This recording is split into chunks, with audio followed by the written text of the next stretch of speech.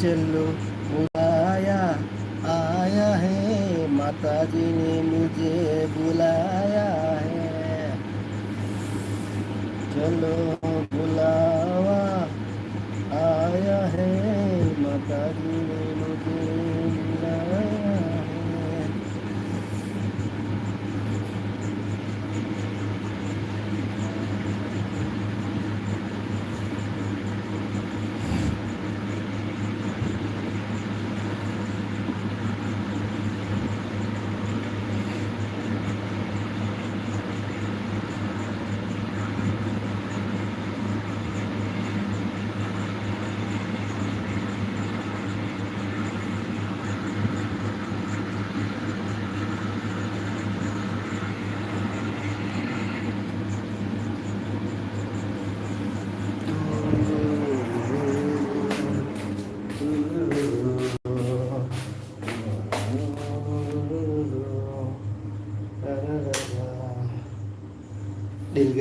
दिल गया मेरा दिल गया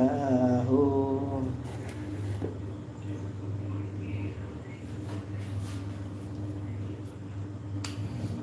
आओ सुनाओ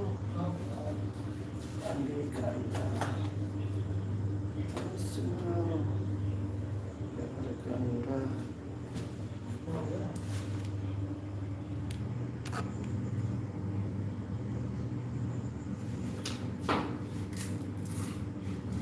अभी हम खाएंगे, केला खा के हम खाना बनाएंगे।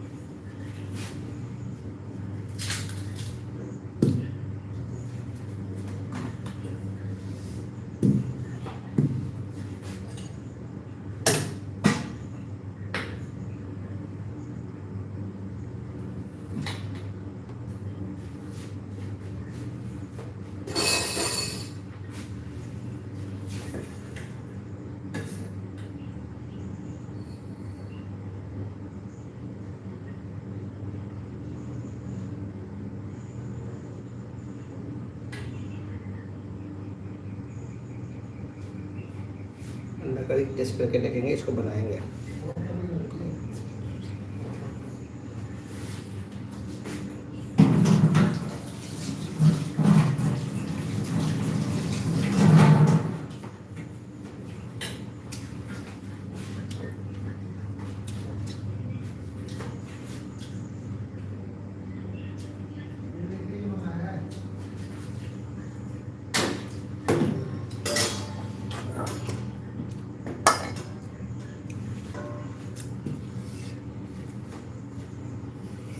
Vicky Mete, hi brother, hi Vicky bro.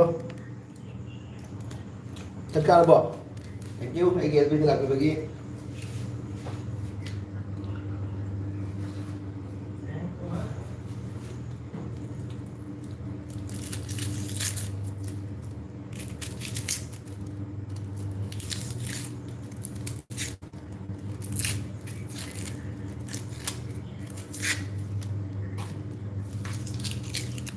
Yang masak sehari. अच्छा, ओके ओके।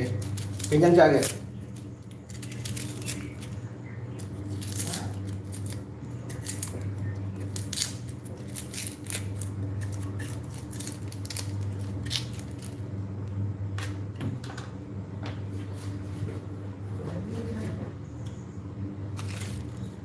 ꯑꯩ ꯉꯁꯤ ꯍꯧꯖꯤꯛ ꯁꯤꯡꯒꯜ ꯐ꯭ꯔꯥꯏ ꯍꯧꯒꯦꯅ ꯊꯧꯔꯥꯡ ꯇꯧꯔꯤ ꯁꯤꯡꯒꯜ ꯐ꯭ꯔꯥꯏ ꯇꯧꯒꯦ ꯑꯩꯅ ꯊꯧꯔꯥꯡ ꯇꯧꯔꯤ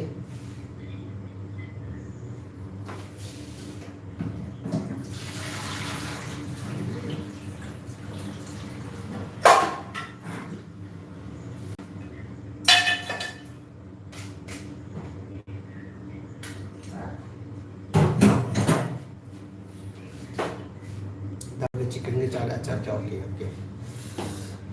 अभी ꯌꯦꯡꯃꯤꯟꯅꯁꯤ ꯑꯩ ꯁꯦꯝ ꯁꯥꯕ ꯍꯧꯖꯒꯦ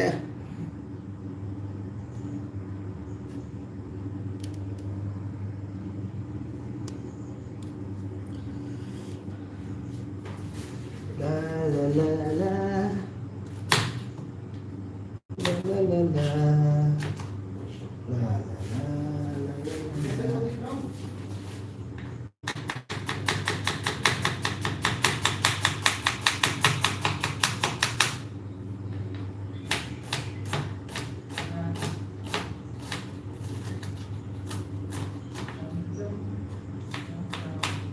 hꯧꯖꯤꯛ ꯀꯩꯗꯧꯔꯤꯒꯦ ꯕ꯭ꯔꯣ ꯁꯨꯝ ꯐꯝꯃꯤꯔꯣ ꯍꯤꯞꯄꯤꯔꯣ ꯁꯨꯝ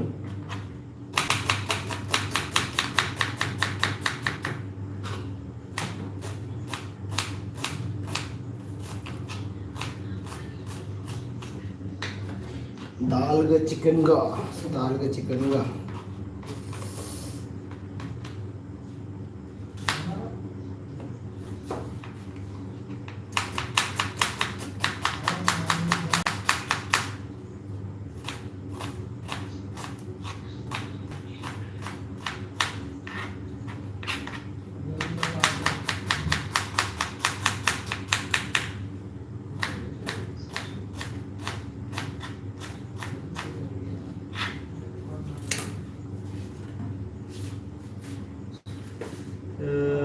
हिपलम्बनी याम अच्छा अच्छा ओके ओके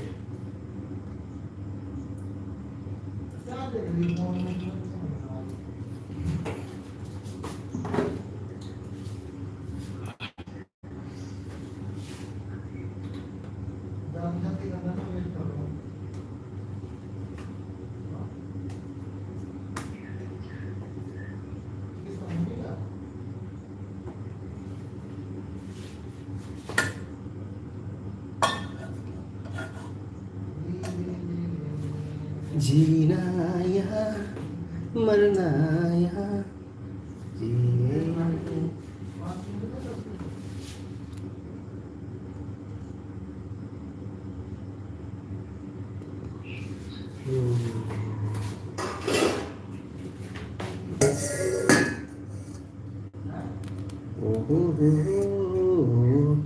कटिंग बुडी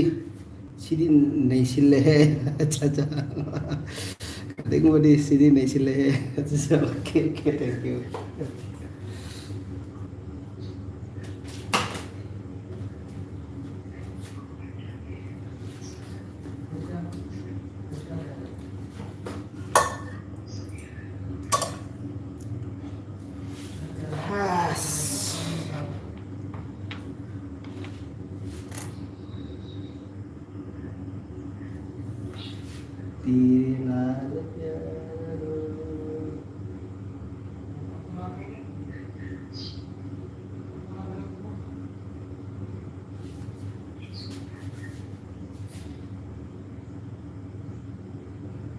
Jadi jum tu thong iro chicken ka dal ka do bro jum du ro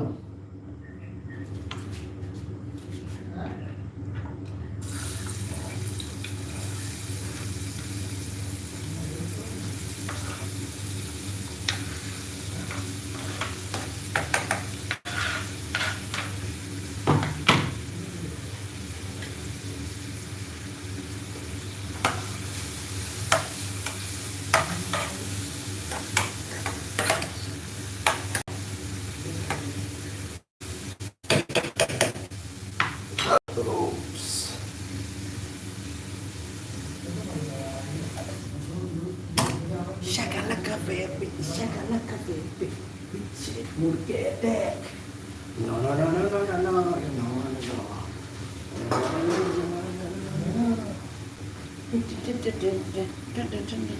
yum da la te isu yam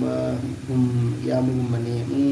ai ju kha ꯈꯪꯉꯦꯕ ꯑꯗꯨꯒꯤꯅꯦ ꯑꯩꯅ ꯆꯤꯛꯀꯟꯒ ꯗꯥꯜꯒ ꯍꯥꯏꯔꯛꯄꯗꯣ ꯑꯩꯁꯨ ꯀꯟꯐ꯭ꯌꯨꯁ ꯆꯨꯔꯦ ꯑꯗꯨꯒꯤꯗꯣ ꯑꯩꯁꯨ ꯍꯪꯕꯅꯦꯕꯀꯣ ꯑꯩꯁꯨ ꯈꯪꯉꯦ ꯑꯗꯨ ꯃꯥꯜꯂꯦꯕ ꯑꯗꯨꯒꯤ ꯗꯥꯜꯒ ꯆꯤꯛꯀꯟꯒ ꯍꯥꯏꯔꯛꯄꯗꯨꯒ ꯑꯩꯅ ꯑꯗꯨꯝ ꯃꯥꯜꯂꯦꯕ ꯑꯗꯨꯒꯤꯅꯦꯕ ꯌꯨꯝꯗ ꯂꯩꯔ ꯍꯪꯉꯛꯏꯗꯣ ꯀꯩꯅꯣ ꯕ꯭ꯔꯣ ꯀꯔꯝꯕꯗ ꯂꯩꯔꯤꯕ ꯍꯥꯏꯗꯤ ꯑꯗꯨꯝ ꯁꯣꯔꯠꯇ ꯍꯥꯏꯔꯛꯎꯅꯦ ꯑꯗꯨꯝ ꯁꯣꯔꯠꯇ ꯀꯔꯝꯕꯗ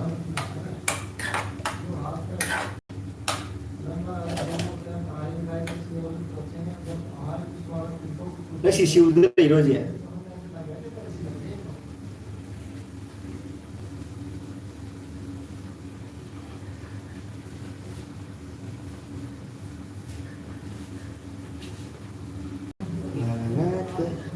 ꯅꯅꯥꯛꯇ ꯂꯩꯔꯒ ꯂꯩꯅ ꯑꯣꯏ ꯈꯜꯂꯤ ꯅꯪꯁꯦꯒꯤ ꯕ꯭ꯔꯣꯒꯤ ꯌꯨꯝꯗꯣ ꯀꯗꯥꯏꯗꯅꯣ ꯍꯥꯏꯕꯗꯣ ꯌꯨꯝꯗꯣ ꯕꯤꯀꯤ ꯕ꯭ꯔꯣ ꯅꯣꯏ ꯌꯨꯝꯗꯣ ꯀꯗꯥꯏꯗꯅꯣ ꯍꯥꯏꯕꯗꯣ ꯀꯥꯎꯊꯣꯛꯈꯔꯦ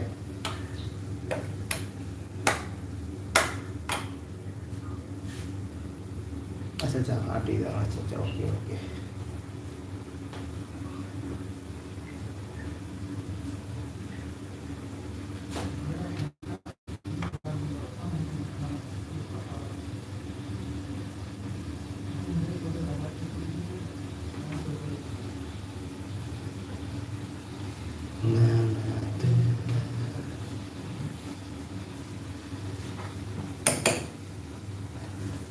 ꯑꯩꯈꯣꯏ ꯈꯨꯟꯒꯤꯁꯨ ꯌꯥꯝ ꯂꯩ ꯑꯩꯈꯣꯏ ꯈꯨꯟꯒꯤꯁꯨꯅꯦ ꯑꯩꯈꯣꯏꯒꯤ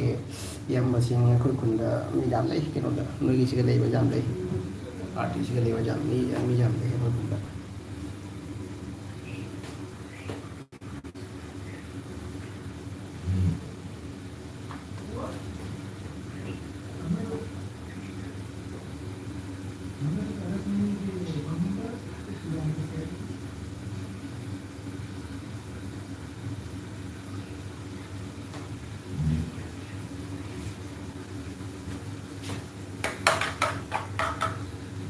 यार इसका दिमाग खराब होता है इसका जो है ना इसका जब फ्रेम जो है ना इतना स्लो चलता है तो दिमाग खराब होता है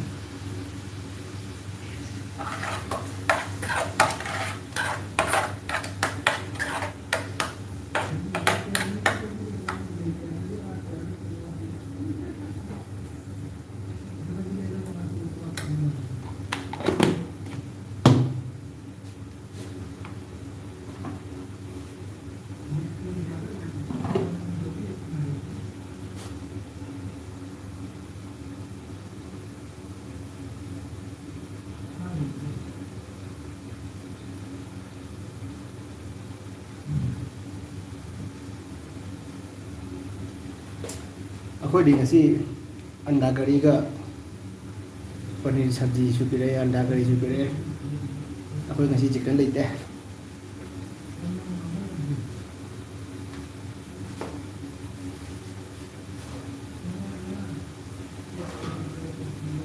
मेरी तरह विलेज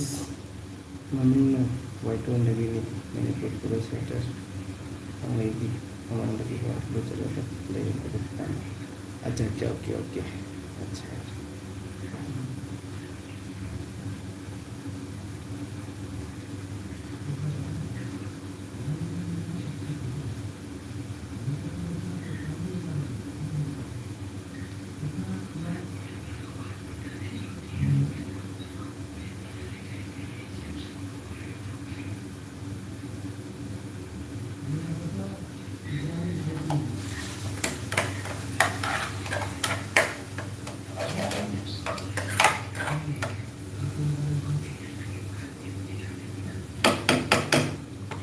सीधे जीरो थुगाया हाथन दे रहा जीरो थुगाया भी नहीं वासी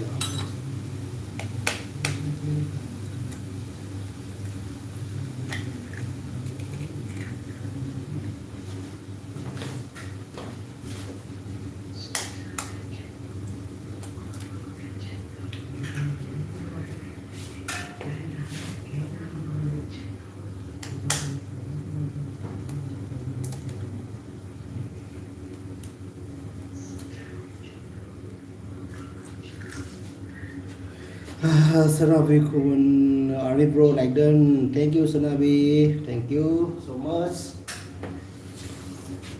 Thank you Sanabi. Wow.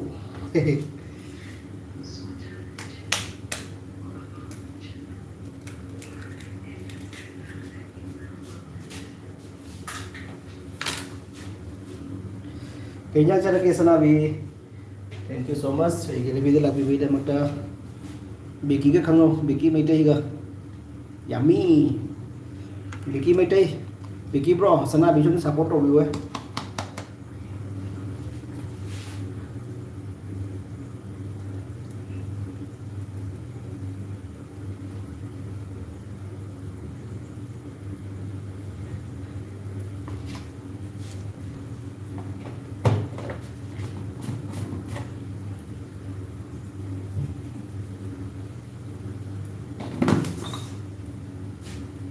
Keci jadi, sana bi keci jadi aja aja kari kang keci ro. Vì insan hong ni si ko yam ba. Hong si ko yam ba sana bi keci insan hong si ko yam ba. Okay, udah hong ni. Anda kari su lai, ada lagi chicken thomu su lai, ada lagi jerum si machi da chana mai ne ko sina. Egg single fry sina madam machi da chana mai ne. Ai jam pamjaba dish ne ma. Aina how ni okay brother okay bagi benda Vicky bro ada blue pig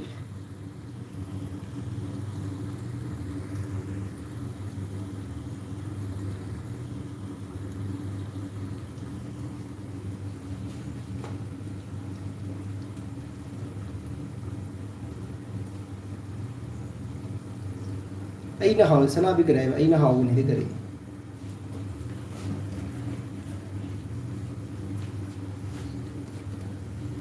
aina hầu ni अच्छा अच्छा aina hầu ni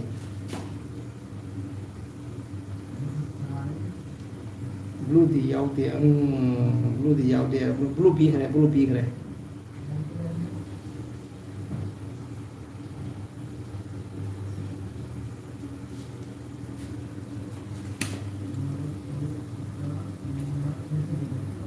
chỉ là không không được nhiều không có là thắc cái xem mình là cái gì ai đi hình này chạy mà có ai đi mà thắc cái xe gì ai tốn tôi thì đi si phải tra rồi này ai tốn tôi là cái gì đó amma se amma khắc lấy xe amu bấm lấy nạc đã amu se xe mình đi tra thì mà đi cố thì cái đầu đi cái đầu lên chán tại có sân là đi ngoài thì nó một lần là nghe mà có chana progi LP yauri me acha sana be acha okay cái nó kang khichi ro cái dum da khichi hori ro sana be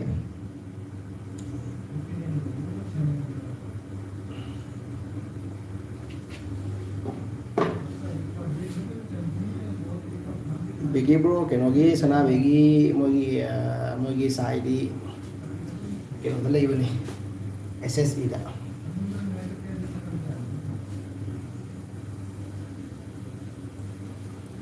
Mitei macani chow ahingba arakpa oi somi chanu like dan somi ai chanu pi somi lại he thank you so much matam ko dabai chúng ai chanu pi che u de ngasi ti chanu pi matin jol pa jeng je tang matin jol pa jeng je single fried ni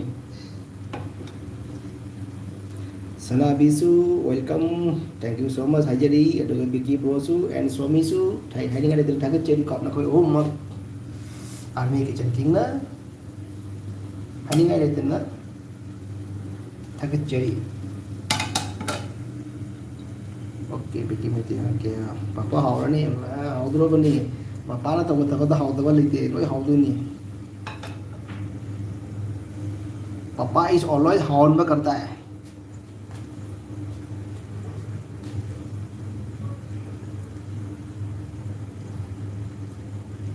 Papa is how but not eating. Blue nai upai nai sana bi kuman sana bi ju blue bi sange ko ma ke no di Vicky bro di madi ki channel jau de sana bi ma channel pai de generative sana bi game over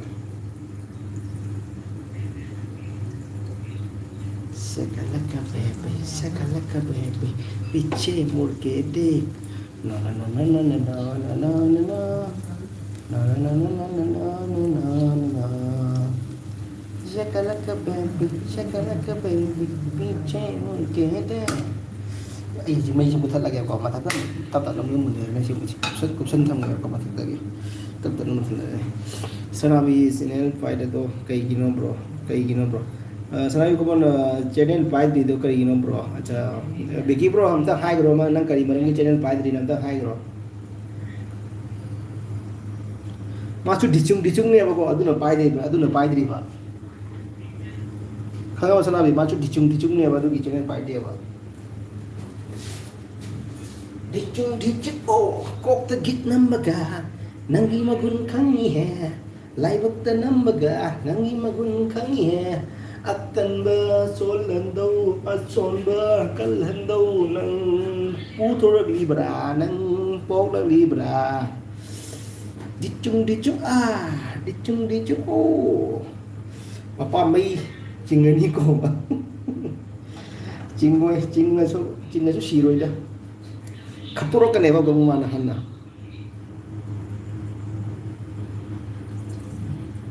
luang army kuram jadi thank you so much luang ai gelbi de lakbi regi de makta thank you so much kesu tau de asum hai gare biki brona hai do keno somi are keno da sanabi kesum tau ni asum ni ne Oh, papa luang segi bung ni. अच्छा okay तो nahan makai din kay hai ding onda swami papa luang segi bung ni अच्छा okay thank you so much brother and sister na ko ni bu hai ni ta thage cheri army chal swami pura ini ko अच्छा army chal swami na pura ini ko अच्छा okay Thank you Nita Production अरे Nita sis welcome thank you so much YLB de lagi bagi Ahmad welcome to jage ko na kami para ke 6 like done thank you Nita che thank you so much Rosie like done Rosie thank you so much Nangi samrud su makun hen malli ai gi thamoy wali Rosie Lemon ever like done. Thank you so much Rosie Lemon itu jam mata somi asa ita somi hai bane ko mata somi hai bisa so je mata Rosie mu hai le ko hobi ne mu singer lifestyle babu like done hai bro singer lifestyle thank you so much gelbi de lagbi de mata anda kari char ga lai ro ta chicken char ga lai ro babu like done thank you so much lifestyle bro Rosie nitamu KMC mata somi ne papa Pomina ba natte live ki ibung ni okay live ki ibung so amat ni keno bro ibung di ni ko ibung ni na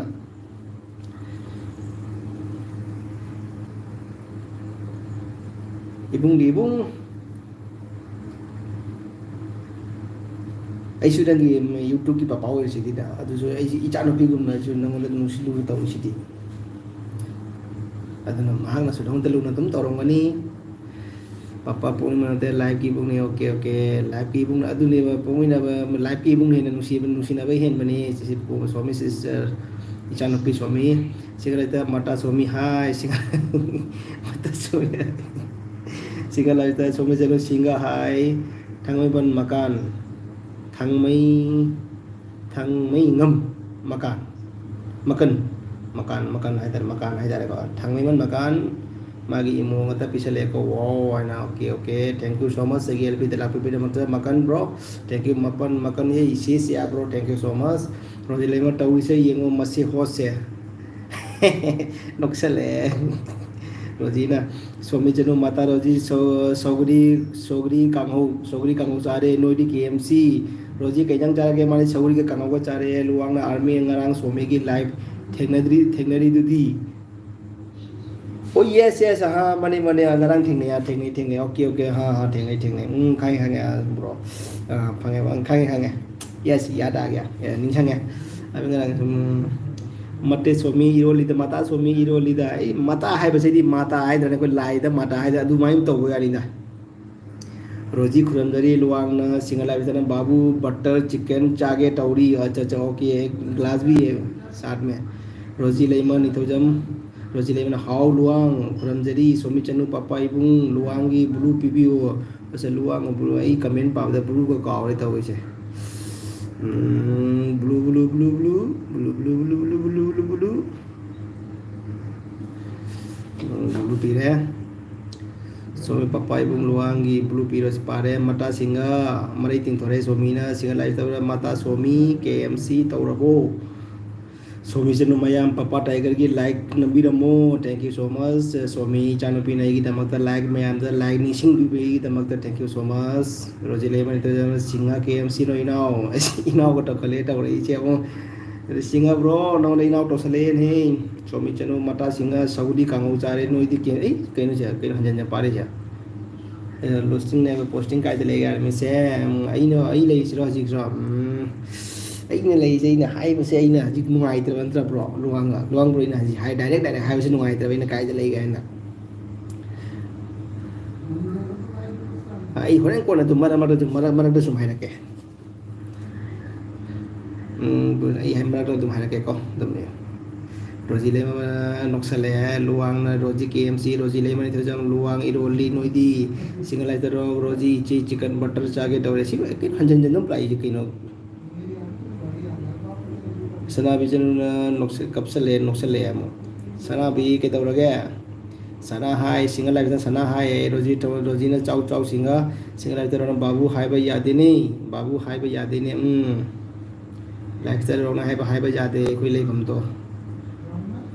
Hindi में बोलिए हिंदी दायरे में लोग हिंदी में बोलिए Hi guys, welcome my LB live stream. Thank you so much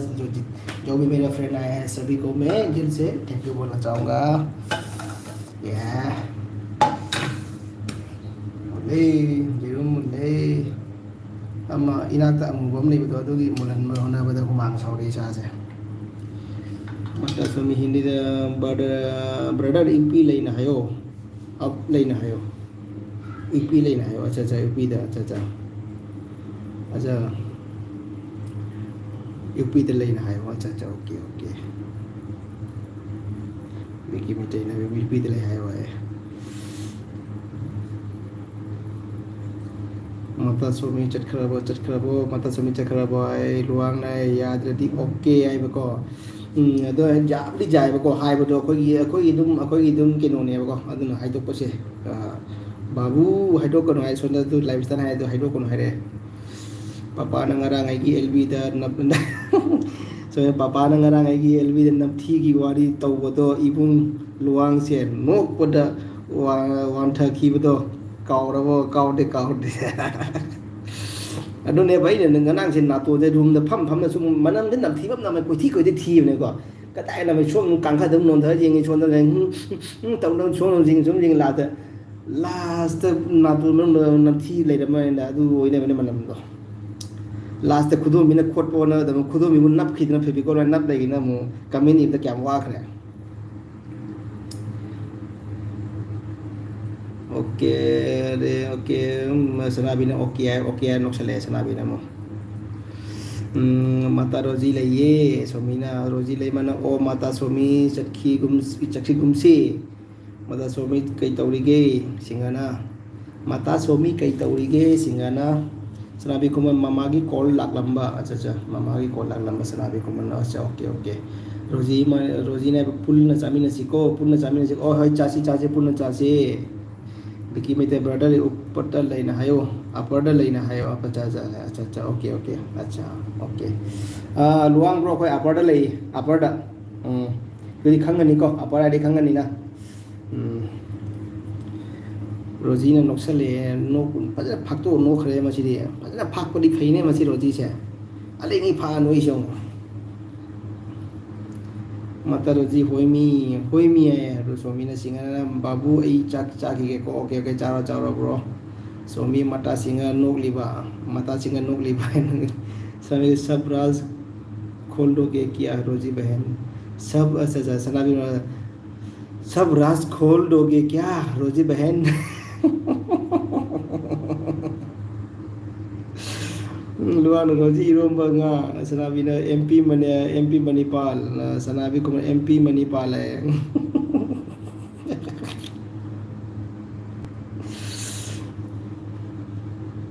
रोजी क्या बात हो सनाबी क्या बात हो सनाबी अरे रोजी हिंदी का टोड़े ही सीधे मोनी ने सीधे सनाबी को यूपी उपाय पल यूपी हाँ अच्छा यूपी है ना उपाय पाला है उपाय पाल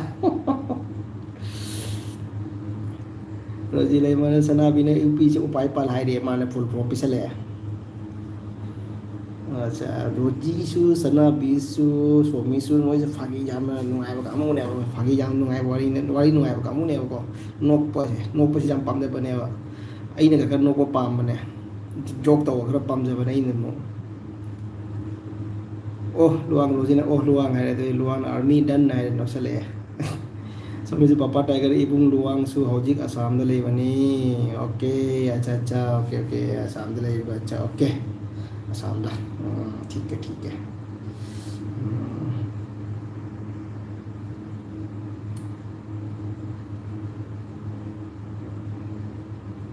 रोजी में करमाइनो इनो होस आइबो अच्छा अच्छा रोजी ले मन करमाइनो इ हाइनो होस आइबो अदुने बन अरे फक्तो गनो है अरे पुरम नंग ओइ पुरम फक्तो गनो है हाइ बने भाई द यारी मखै फाए फजना अदुगी अदु हाइ बने दा को जाम फजना फक्तो नोक पा हाइ को अदु हाइ हाइ बने को इदो चिंगला माता स्वामी लब लब रोजी लेमा हाहा सोमी चन्हु माता सिंगा मरी तिंग थोरे रोजी लेमा माई पेमा एबा मिछु जिंगे नोक्सु माई का हमको फक्तो रे हमको फक्सिल ले ता वइसे एट रोजी से मसी नोक पद मसी कम जाए सना I am free mind I am English I am free mind I am free mind I am English I am free mind. I am English. I am English. I am free mind. I am English.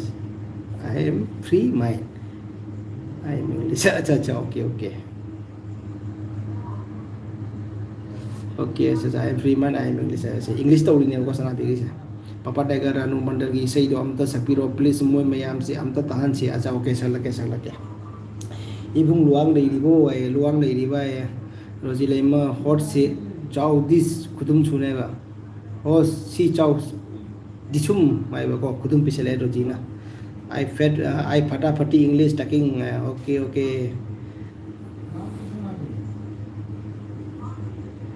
आई नमु हेना फटाफटी English तो सलगनी को रानू मंदिर की same सलगे को सोमीना को इचानु भी सोमीना रानू मंदिर की सेम हाई रेंग लगे ए हाउबम लांगलेन से लाए हे लाइडन सिस्टर लाइडन thank you so much sister हाउबम लांगलेन sister thank you so much तो कहीं नंग चरके सोमी जन इबुंग लुआंग नक्सले दो सनाबी रोजी ने सनाबी लांगलेन सोमी ने लांगलेन है कौड़े सनाबी रोजी ने मुझे सनाबी नक्सले तो सनाबी के सोमी चानु की सोमी की सेम सलागे रानू मंडल की सेम सलागे को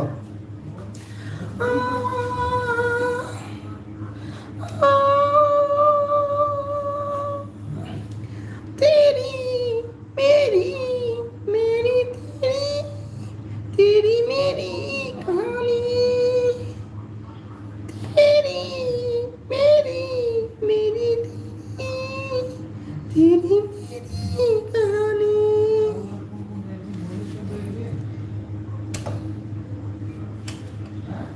सोमी इसे जे कौफो करे को एलबी थाजे लगे इसे ले कॉवर्डिंग से मरंग हम रे इसे तेरी मेरी दी हेंद्रे इसे जे मरक मरक सुर तली दो बा सो तेरी मेरी दो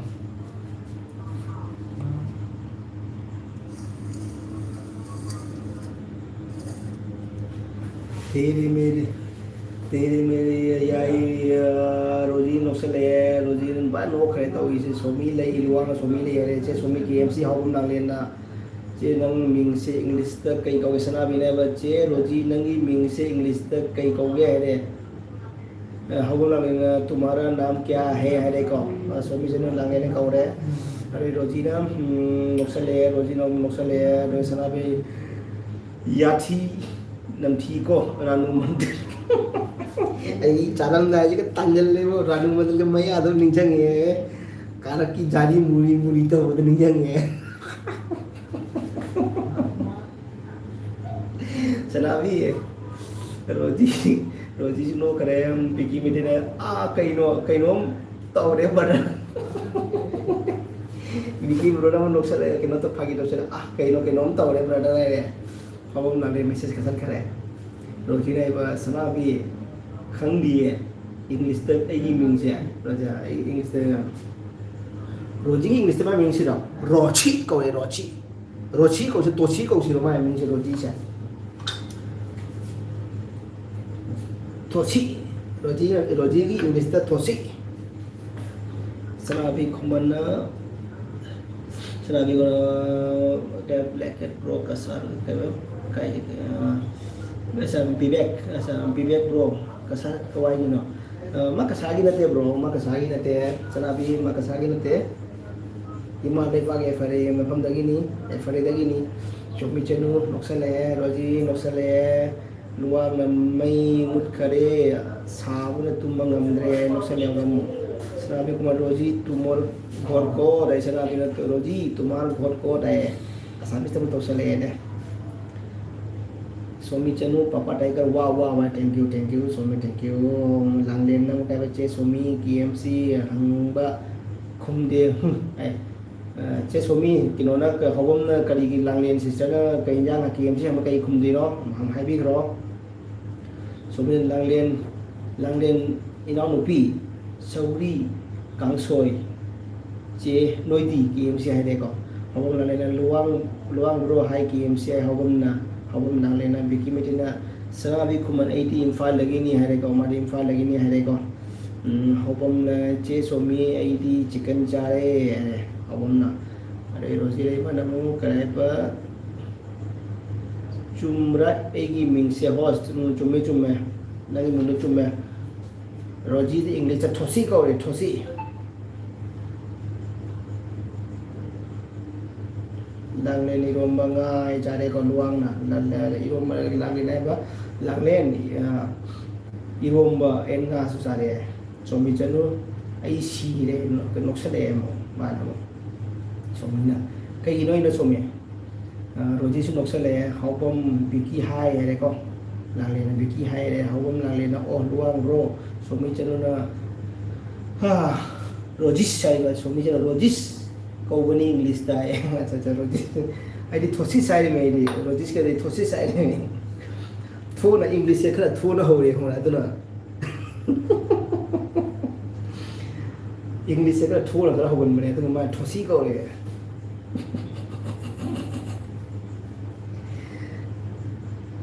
All one bro, BKI all one bro, kau English dah hello langin. Roses को बोलेंगे कैसे बात होता है हबम कैसे बात होता है हबम लगने कैसे बात होता है रे सराबी को मना पत्ता गोभी को इंग्लिश में क्या कहते हैं ये भी नहीं पता पत्ता गोभी को इंग्लिश में क्या क्या कहते हैं ये भी नहीं पता पत्ता गोभी को इंग्लिश में पत्ता गोभी कहते हैं पत्ता गोभी यह सही एकदम hobom na biki kai lam dai no hai ko le hobom na manipur dai ni hobom अरे कैसे बात होते हैं हाय कैसे बात होता है हाय सना बिना कैसे बात होता है हाय वाइटोन लगी नहीं आई है बिकी में देना हबल लेना तुम सब है तुम सबस है ओह बिकी panggil Waiton, aja kawan panggil Waiton ada. Panggil Waiton dulu aja kok. Waiton deh loh, Waiton deh loh, panggil Waiton deh. Mani aja bikin. Cak khai đồ kok kami pan cak khai đồ. As matang sih dah cak cak itu ni tu dah aja kau hamil itu bisa. Sidi mumbang tu baca aja je mu. Puk se khali to kari ja ra che khoi mama ma pa na singkhu dei ni acha che khoi mama pa singkhu dei ne nang len na mama pa su singkhu dei ne nang len na AP video camera asami ko man AP video camera hai AP video camera ba Facebook ki video camera ra kana da ngi pro ke no emon dero na ta ga nang friends inda ngi rasna be AP video camera ja क्या सभी है oven क्या सबस है क्या सबस है क्या सनाबी कुमन्ना म्यूजिक तक डांस तब समझाए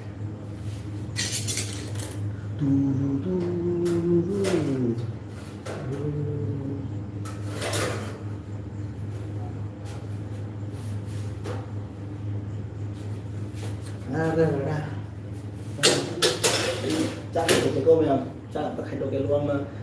mấy chất là ghê hay anh amuk thêm là gì ok luôn bro thank you so much nggak kita minta berjamu aja deh yang berjamu aja deh aku nggak tahu ya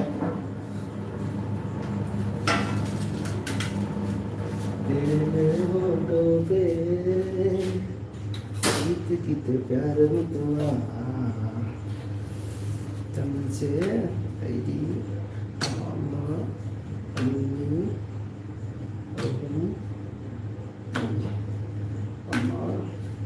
ini kita sani mama saja nih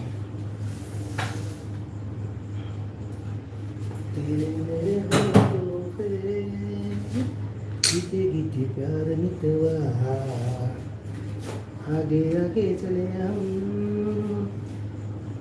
किसी की तुम 1 2 3 4 5 Langlen सभी हैदराबाद सुनो सिंह सब्जी हाय बनी अच्छा सुनो सिंह नहीं बस अच्छा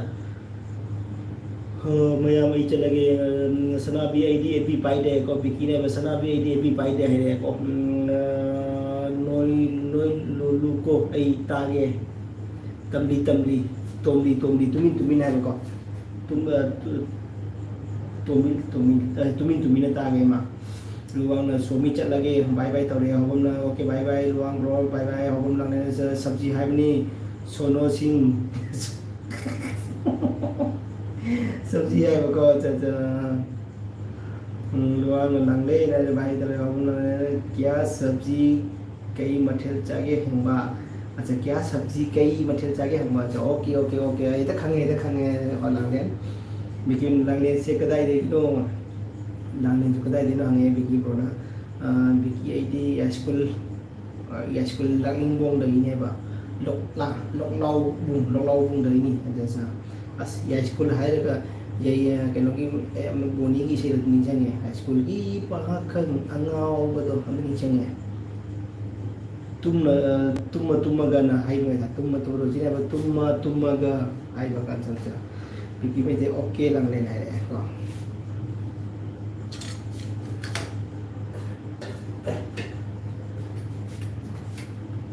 तेरे मेरे होंठों पे किते प्यार मिटवा आगे आगे चले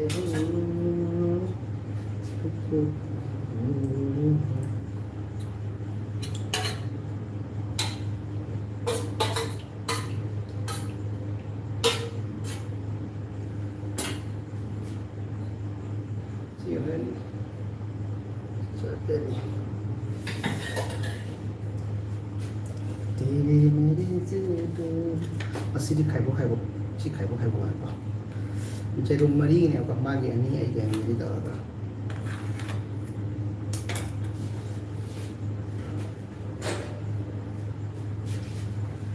biki ingli ai gisu sabto biramo ay langena biki ai gisu sabto biramo biki nang ai ngasi lai friend pun malo sabto biramo na yang di channel jo pai dan pun maga sabto biramo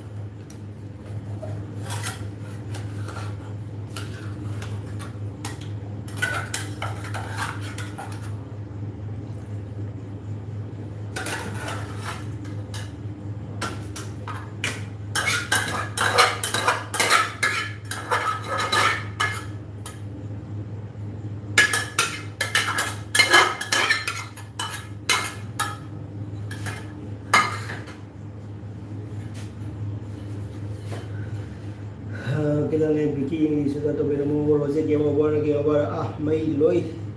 chen khre mi loi chen khre bo ai roji na che roji ai lai si di ai lang len na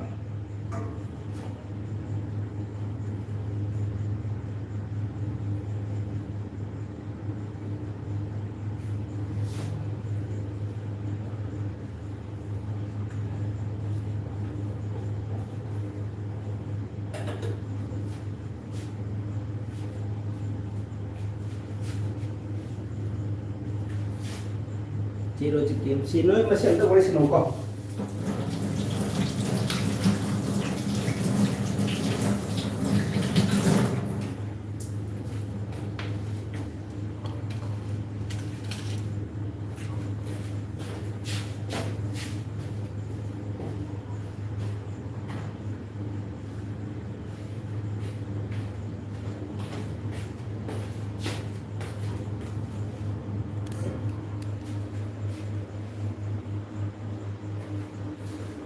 तेरी मेरी मेरी तेरी तेरी मेरी कहानी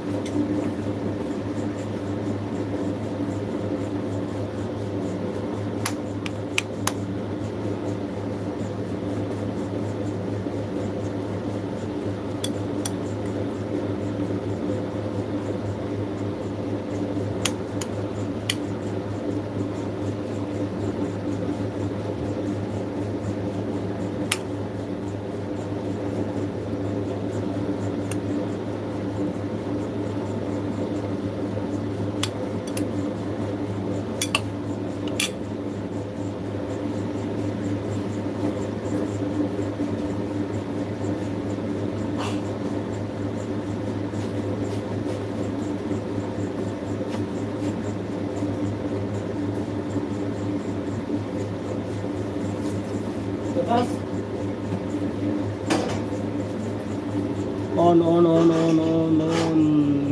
Vicky is kaya kaya jara Vicky KMC Rosie le si pare ka hoi lang len Vicky na hoi lang len ai Rosie le mana ni thojam o lang len hai haum lang len che Rosie KMC haum lang len Vicky KMC Rosie na lang len iron ba noi di ai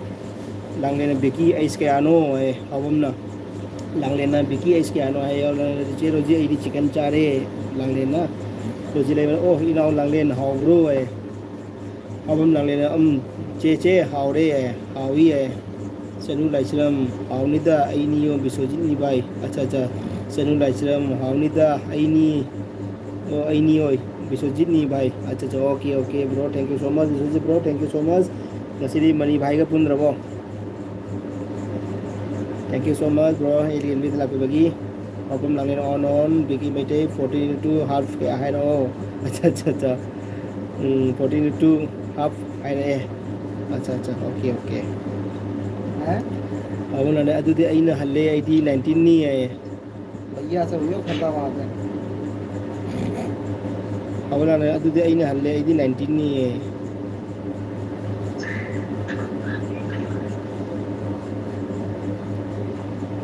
तो सरकारी नौकर कहाँ भी हो सके okay रोजी ना on ID देना ले ऑन रोजी ऑन बेगी में तो यस रंगलेन अब उन्होंने बिकी एंगोंदे केम काइटे एगी बुद्धि केम काइटे आई बुद्धि केम काइटे अब उन्होंने बिकी एगी बुद्धि मैं भी सोच रहा हूँ तो कर ले बिकी मिंग सुन कौन सी को है को बिकी खाकर कॉल कर रहा हूँ बिकी एगी बुद्धि केम काइटे को रोजी गेम ओवर अब उन्होंने बिकी मिंग सुन कौन सी को है अब उन्होंने ऑन रोजी ना नोटी याम ना इंगांग नी ना नोटी याम ना इंगांग नी दा है डाले 5 मिनट लास्ट 5 मिनट में कॉल कर रहा हूँ लास्ट जुकाम हो गया सर जुकाम हो गया ठंडा पी गया ना इसमें नोडी यालंगानी ऑन आईगी मोबाइल याद रे ने चनु लाइसना ने मनी गदा पुले मनी गदी पुल्ली है बा अच्छा आई मोबाइल याद रे ने मनी गदी पुल्ली है बा अच्छा ओके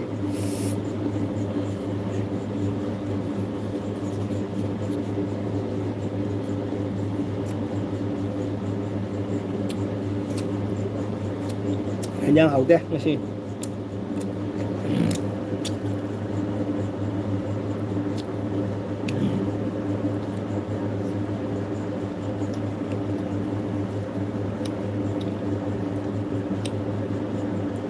ꯌꯦꯔꯨꯝ ꯃꯍꯤꯁꯨ ꯍꯥꯎꯇꯦ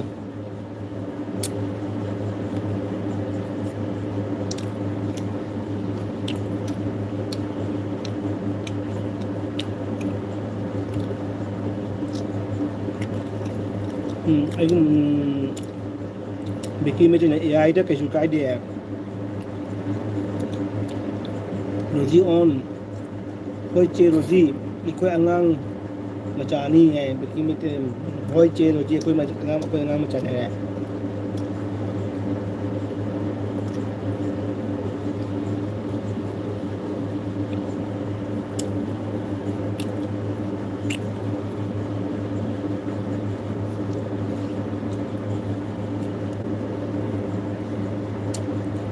ꯕꯤꯀꯤ ꯍꯣꯏ ꯀꯩꯝ ꯀꯥꯏꯗꯦꯗ ꯉꯁꯤꯗꯤ ꯂꯩꯔꯥꯡ ꯌꯥꯝꯃꯤꯀꯣ ꯕꯤꯁꯣꯖꯤ ꯉꯁꯤ ꯌꯥꯝꯃꯤ ꯉꯁꯤ ꯂꯩꯔꯥꯡ ꯌꯥꯝꯃꯤ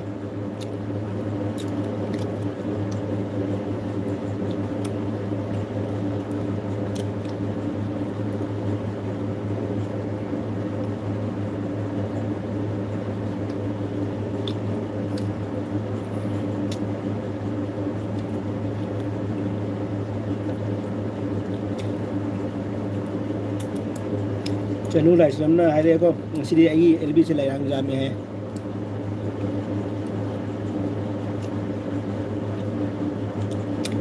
ꯔꯣꯖꯤꯅ ꯈꯟꯈ꯭ꯔꯦ ꯀꯔꯤꯅꯣ ꯀꯔꯤ ꯍꯥꯏꯅ ꯈꯜꯂꯤꯅꯣ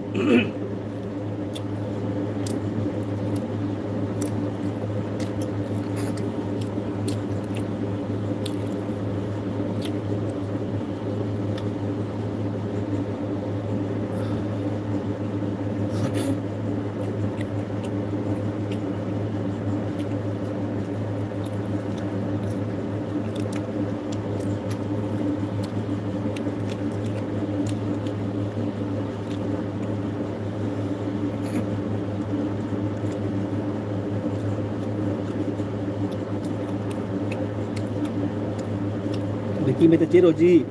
ꯀꯗꯥꯏꯗꯒꯤꯅꯣ ꯄ꯭ꯂꯤꯖ ꯀꯗꯥꯏꯒꯤꯅꯣ ꯄ꯭ꯂꯤꯖ ꯍꯥꯏꯔ ꯀꯗꯥꯏꯗꯒꯤꯅꯣ ꯄ꯭ꯂꯤꯖ ꯍꯥꯏꯌꯦ ꯔꯣꯖꯤ ꯕꯤꯀꯤ ꯅꯥꯏꯕ ꯆꯅꯨꯅ ꯃꯅꯤꯗꯤ ngasi laktroy ba mani lakri ngasi gi lakri bro busy hoy mare lakri kanu la sa mani lakri ngasi mani budai ni beke roji se pari momiche thank you so much pari momiche gilbi rakbe da madar am halau de na halau jadi thank you so much pari momiche kai lang sa kai je di ya ma ni hawe che hawe अंडा करी दे how देखो जेरुम जितन चाय बा अदु मटाई chicken जाओ रे और single fry जाओ रे अरे चिकन आल खामें नहीं सब्जी जाओ रे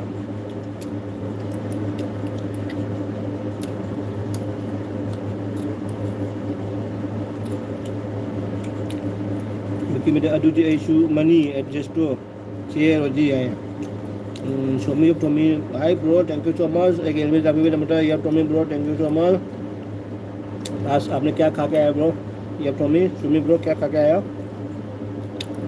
कांगसोई थांजिंग मेट पा, अच्छा अच्छा, कांगसोई के थांजिंग मेट पा, अच्छा अच्छा, हाउ नहीं है वो थांजिंग मेट में कैसे थांजिंग का चाट कुछ रहे? चेपारी कुछ रहे वो चाट अब थांजिंग का चाहिए कोई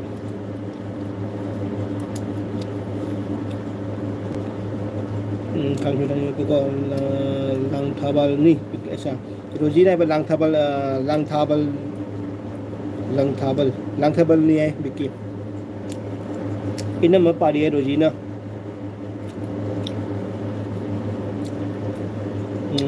इन्हें मत पारी का उड़े चे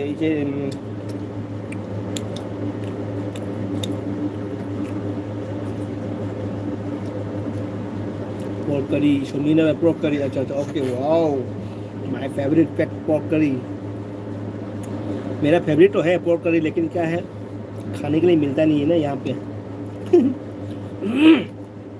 कोरियर पर भेज देता हूँ एड्रेस भेजो okay, thank you so much sister, thank you so much पारी mom, thank you so much courier करने के लिए। तो ठीक है, मैं पक्का भेजूंगा एड्रेस, कोरियर करने के लिए पक्का एड्रेस भेजूंगा।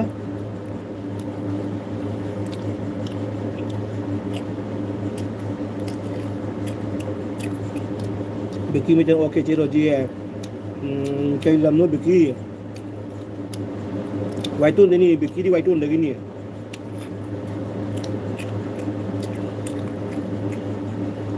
रोजी नंग तेरा पारी मो मिचे ना कदा गिनो आई लंका बल का गिनो हंगे पारी मो मिचे दी मणिपुर ओय खंग मनि मा मणिपुर पुनम खंग मनि मणिपुर मी असु ओय खंग मनि मारी इचे दी इचे पारी मो दे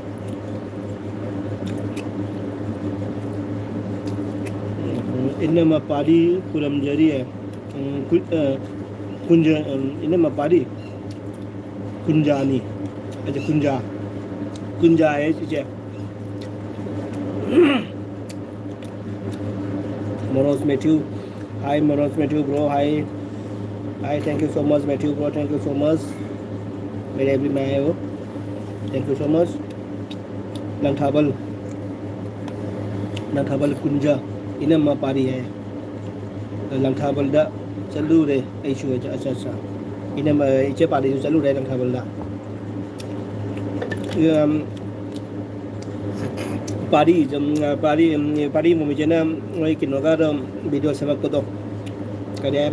नौरेम नाबा नौरेम बिकी मतलब कॉमेडी का टॉपिक लगता मैं ना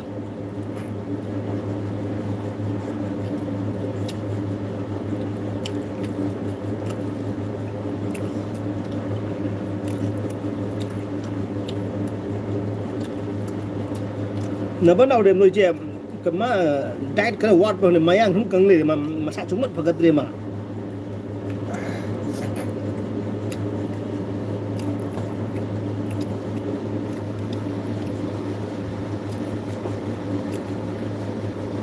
ओ इनमा रोजी ओ इनमा सुबिना कभी आपका दोस्त कभी दिखाओ ना कभी आपका दोस्त कभी दिखाओ ना कभी आपका दोस्त कभी अच्छा खाना लेके भाग गया सुमी ब्रो भाग गया खाना लेके भाग गया थाली लेके भाग गया पारी मोम चेना मैं आप खुरम जरी है पारी मोम चेना मैं आप खुरम जरी है एक एलबी तो लेवी फ्रेंड पुना मत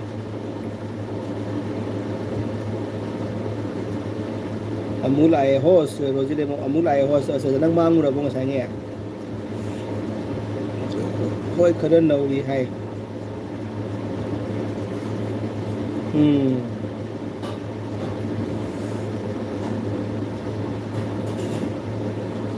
बिकी में चे पारी मोंगी वीडियो अदुम येंगे अच्छा बिकी में चे पारी मोंगी वीडियो अदुम येंगे है भाई हाँ डगो पारी मों मिचे की वीडियो येंग दो मी रहते को मिटी मचा दा कनाम रहते येंग लो येंगे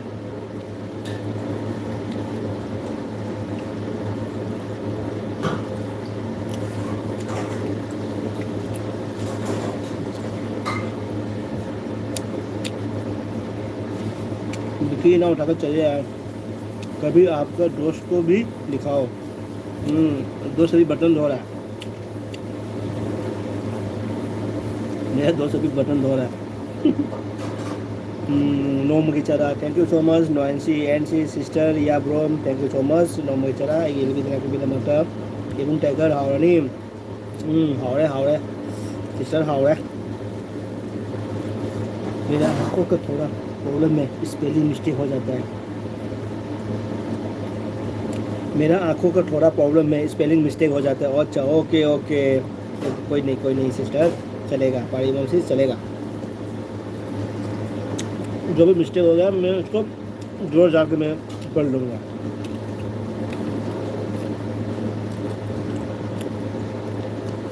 कहीं से आके किनोदी एनसी सिस्टर कहीं से आ गया मोम चला ना मोम चला टाइगर बुं टाइगर और मेरा को हाई सोमी हाई रोजी है सोमी अब सोमी ने हाई रोजी किया सोमी ब्रो ने रोजी आपको हाई किया है आप कमेंट देख ही रहे तो आप रोजी कमेंट रिप्लाई दीजिए नोंग चरा ना इचे मोम एसबी साफ तो बिरमो है नोंग चरा ना ने पारी मो मिचे तो साफ तो बिरमो है पारी मो मिचे तंग साफ तो बिरमो लेकिन एनसी दा नोंग चरा मासुम मुबांग तो वनी बिकी राव करी मथल चारगे पारी मो मिचे ना बिकी मेटे चेगा इबाई दसु नोंगलुक चरी ननाव ना बिकी मेटे ना चेगा इबाई दसु नोंगलुक चरी ननाव ना बिकी मेटे ना नोंग चरा रोजी केएमसी रोजी लेमन थोजम हेलो सुमी रोजी लेमन थोजम हेलो सुमी है रोजी लेमन थोजम चा चे चरा इरोली चे होइदी नोमिचन like done thank you so much sister नेगो लाइक तो वीडियो मतलब बेकी मेटे चे पारी ननाव दीम दाल का चिकन चारे एडी है चार्जर एडी है पारी मो रोजी करी मठेल चारगे है सोमी या फोमी समझदार के लिए इशारा काफ़ी है नोमिचरा रोजी नंग मचा थोंग बचाए रोजी ना मचा थोंग बचाए है रोजी ले मनी तो जम इने में पारी रोले रोजी ने इने में रोजी इने वाले मनी तो जम ओ चे चरा बिकी हाउरनी है नोमिचरा इबुंग ना मचा थोंग बचाए है नोमिचरा ना लब गुरु अरे लब गुरु रोजी डार्लिंग के एमसी लब गुरु लवी bro done thank you thumbs up keno MC nomachara sister keno pari mo michede mauna nang sap to wera nang to gera na traga ma to gera ama hega to ro comment to ro mo icheda mari comment ro dum back karo kani mari channel su chaw ro ni me anu sakhang mai khang na ba popular roi ba youtuber ni che pari mom se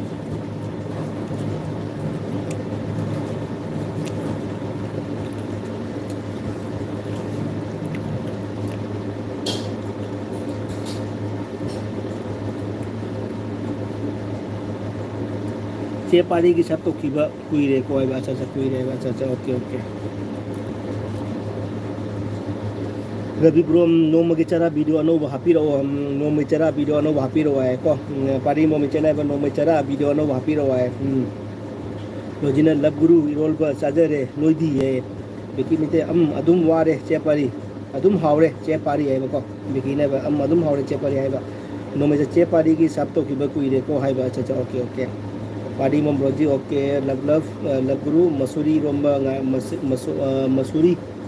Mussoorie Romba ngari अच्छा okay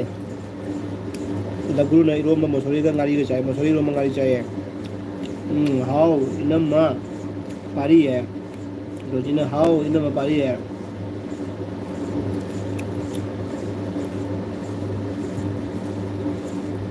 इकोई पुनमक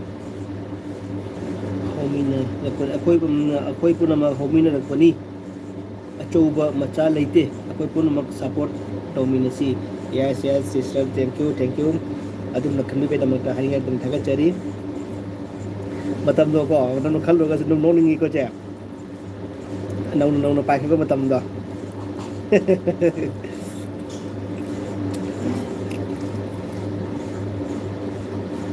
लगुलो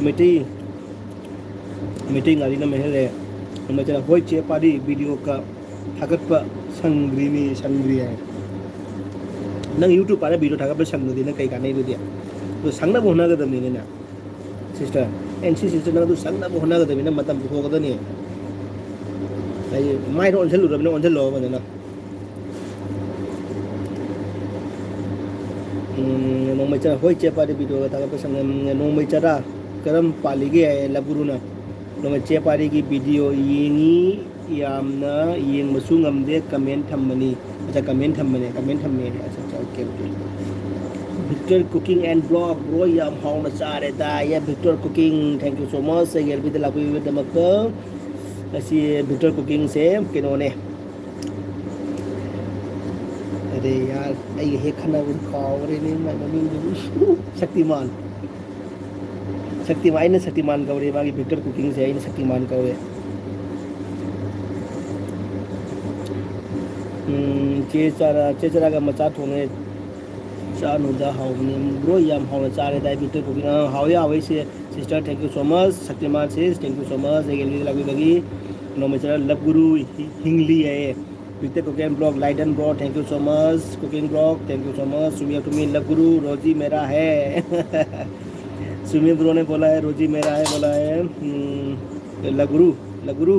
आपको सुमिया bro ने बोला है रोजी मेरा है बोला. Nomi channel Victor के एमसी है. बिकी मिटने चे पारी ने मणिपुर लाको मतम ननाव युम द लेबा कांदा थोकलदी चाक अमत चामिना निंगी चाक चे पारी के बिकी मिटने बा माना जुम द सुटी थोको मतम द के लेबा मता चाबा तंजा लेरगदी थोकलगदी चाक चराम द चामिना निंगी हाइरे चे पारी का रो बिकी ना हाइरे रोजी ले मनी थोजम दा विक्टर लब गुरु आया रोजी रवि ब्रो इने दाव यादरिसे nga macha chabagi oira mare. अच्छा ओके रोजी ने बच्चे चरा nga macha thong चालू दाव याद में दाव याद में है करे रोजी ने सोना सोने मनी बोना दाव जाए nga macha चाबले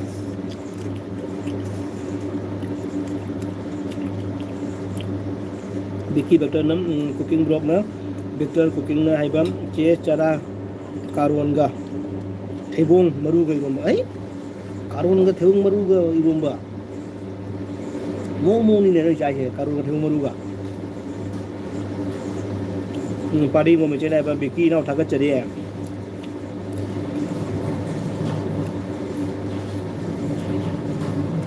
होय मनी रोजी ने होय मनी लब गुरु आई नहाल चाय अदुगा आई सु खुदी थिजिली खोंबी काये. अच्छा खोंबी काय खरबने नादंग मनी हेलो खोंबी काय बसुदे अदुगा जको खुजिन मची चंग खोंबी हम लेबनी ने खुजिन मची चंग नाबा तंजाम लेबनी ने अदु मतन का थिंगाय बगो रमदेबा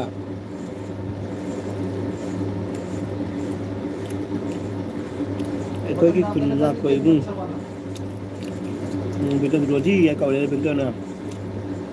इकोई की खुन्ना कोई इबुंग इपागी मतें खरा तोबिउ पारी मो मेचना इकोई की खुन्ना कोई इबुंग इपागी मतें खरा तोबिउ है. मैं आप ना अच्छा वाला बटन नीचे से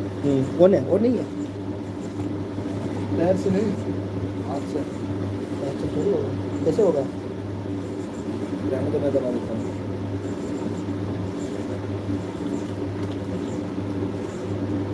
और तो क्या है पता नहीं इकोई खुन्ना कोई गुंग पागी मतें खरा तौबी वाय के नोना पारी मोचना होय मैं अपना चे पारी की माने रिक्वेस्ट तो मैं हम खुन्ना कोई गुंग पासिंग मतें तौबी वाय ना मतें खरा तौबी वाय ना मैं अपना मा सरु जामिन से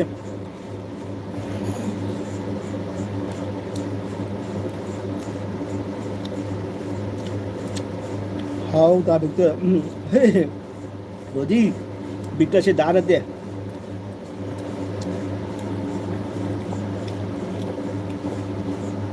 दादारते बिक्टर से इनके नोनी करी है दादा दादी नहीं दादा दे दादी नहीं रोजी लेना काये होश होजी खराब पड़े. अच्छा काये होश होजी खराब पड़े. अच्छा ओके भाई यांग पापा सो है रो ना बुझु परो बिकी में चे पारी खुरम करी है बिकी में देना लब गुरु मेरा तकदीर में जो लिखा है स्वामी आपकी तकदीर में है ही नहीं मेरे लाकिर में जो लिखा है स्वामी आपकी लाकिर में है ही नहीं. सिर्फ मुंह से बोलने से कुछ नहीं होता. फिर भी मुंह फाड़ के हंसी आ गया लब गुरु को. फिर मैं दोबारा पढ़ता हूँ ना, सब सुनिए. मेरे तकदीर में जो लिखा है स्वामी आपकी तकदीर में है ही नहीं. मेरे लकीर में जो लिखा है स्वामी आपकी लकीर में है ही नहीं. सिर्फ मुंह से बोलने से कुछ नहीं होता. पारी में मिचने वाला मफम द चप्पी रगा मतें तोबिउ ngamba chang hawai lupa paisa ngamba pangbiwa ba cha mafam da chappi raga cha mafam chappi raga mateng pangbiwa ba.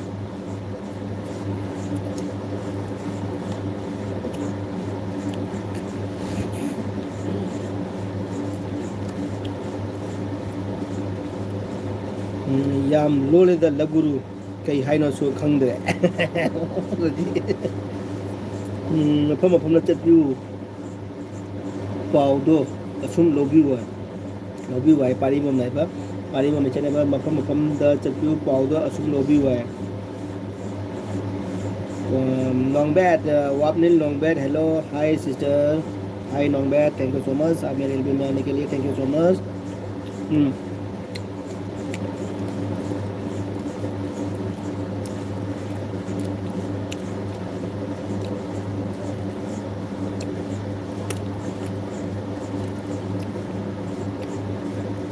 वापनी लॉन्गबेड हाउ आर यू मैं बहुत अच्छा हूँ सिस्टर वापनी लॉन्गबेड मैं बहुत अच्छा हूँ आई एम गुड आप कैसे हो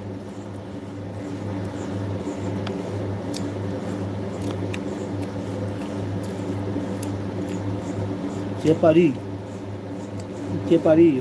बिटन चेपारी तौसी कमायना तौसीगे अमुक्ता हाइबिरओ मनाउसु मतेंग पांगजगे अंगंबा खितंग ओइसु है संगाई थेलदा याम वहाउरे अच्छा अच्छा संगाई थेलदा याम वहाउरे वाबनिल नोंबेद में ठीक हुआ है ओके ओके ओके सिस्टर थे मैं ठीक हूँ ओके संगाई थेलदा याम वहाउरे अदुनी वादु लान ने सकदे वाता है वाई को लान ने बल्लान से मथों जाबरी ने देखो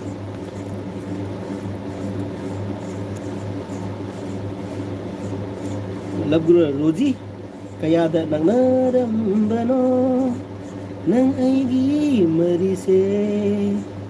नुसीरसु नुसी हाइबो ngамदबा पामसु पामी हाइबो ngамदबा रोजी कयादा नंगनरंबनो नंग आई नुसी मरी से नुसीरसु नुसी हाइबो ngамदबा पामसु पामी हाइबो ngамदबा कौतुक तसु मतेंग खरा तो कौतुक अच्छा कौतुक मतेंग तो मैम पारिमम की कमेंट से मैम पाबियो को पारिमम में जगी कमेंट से मैम लोई पामिनसी लोई पाबियो इमाई याम हइये लगुरु इसई मार्क 100 नि है नोक्सले गंगो विक्टर इनाउ थागचरी है पारिमम ना पारिमम चरा विक्टर इनाउ थागचरी है नोमगी चरा सिस्टर नाइबा रोजी वारी ताबीरी है लगुरु येरुंगी कइनो दो चाबा ngамद्रबा जेरुम ममुन से आई चाबा तल्ले सी कोलेस्ट्रॉल हेले सी चारगा अदि आई जेरुम ममुन से अहुम दगी अनि दी चागरे अदु साइड जेरुम मदी की तन से लेरी से तन जेरुम मदी की तन से लेरी ये असी सुन चा दुने सी जेरुम मदी की तन नि जो सिले बमुन जाओ मुझे जेरुंगे सिगा जेन चले जी दूसरा जेन चले करम न चादो जे जेन जे रोज सुले चाहिए जेरुम एन जेन लेरुंगी कइनो तो चाब ngамद्रबो आय ngамद्रे ब्रो असि चाब ngамद्रे होय चे चरा वारी तारी ए रोजिना वामेन तो मैंने जेरुम और जेन इसको जेरुम बोलता है और इसको जेन बोलते हैं हम लोग मणिपुरी लैंग्वेज में आपने नॉन्गबेट ममूट हायो होस ऐसा ममूट अयो कई हाई है रोजी सिस्टर ममूट हायो आई कई हाई के तो हाइरो ने तो इरो ने कई हाई है आई खंगो ले कई हाई है ना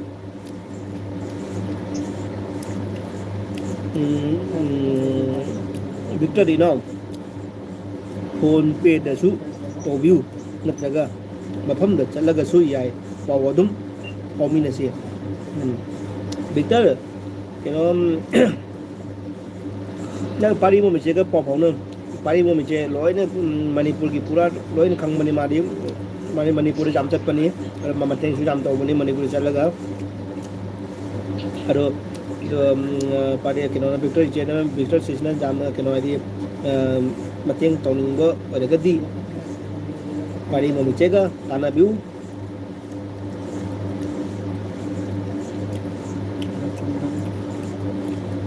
वामनी नोंबे को इरोमा बहुत टेस्टी होता है हाँ ब्रो इरोमा बहुत टेस्टी होता है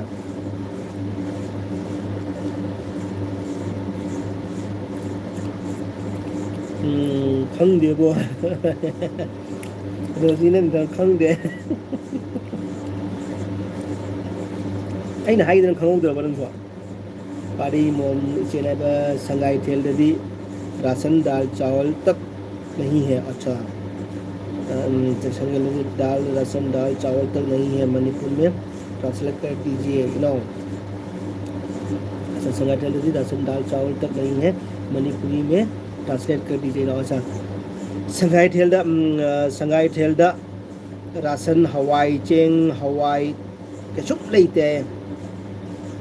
संगाई थेल है मफम दो अदुगै चेंग हवाई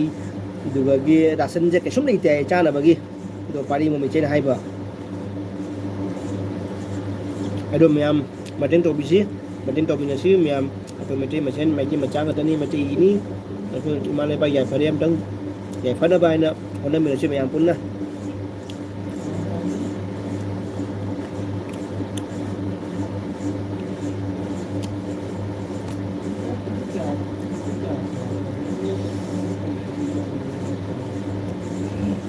संगाई थेलददी राशन दाल चंग नहीं है बुनी कपनिंगी खल्लु संगाई थेलददी राशन हवाई कसुम लेते चानबगी कसुम लेते खल्लु कपनिंगे मफम वाई तारा सुम नोंगमतंग चा हेनबदा कमाय तौ हाइबदा चे पारी की जीपे लेरदी हाइबिरो चे पारी की जीपे लेरदी हाइबिरो बिगडर ना नोंबे चाने इबुंग टाइगर चाक तो यांग ना चाव नुपाना दुजाम तबलदी लाल लाकवदा चेन नंगलो हे इबुंग टाइगर बस अकोदी लान गा लादी चारोय दमी दम से पुखम जे पाइ दम चेंग दम ने आ दम काप दम चाव दम काप गा थोंग लाव काप ने मु चाक मु हुकन थोंग काप ने को लान चक जानी चादो से अइने कमेंट पाइ जु लान मकलम मनी sister MC sister Thank you so much, Sister Nancy.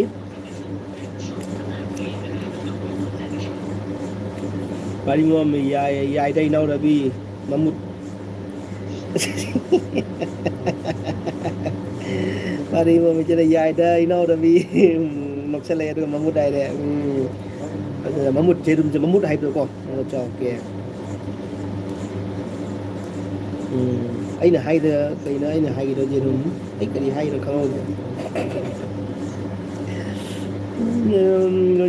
How love guru ha no say rojina roji host adum hayu mamut haina the host adum hayu mamut haina acha acha okay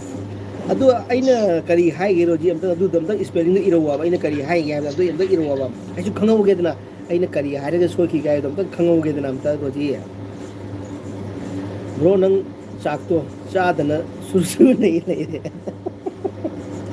Victor bro nang chako chadana suru nahi pari mo mi chegi number se pira se me am set toro do ai su screenshot tau ga screenshot tau jare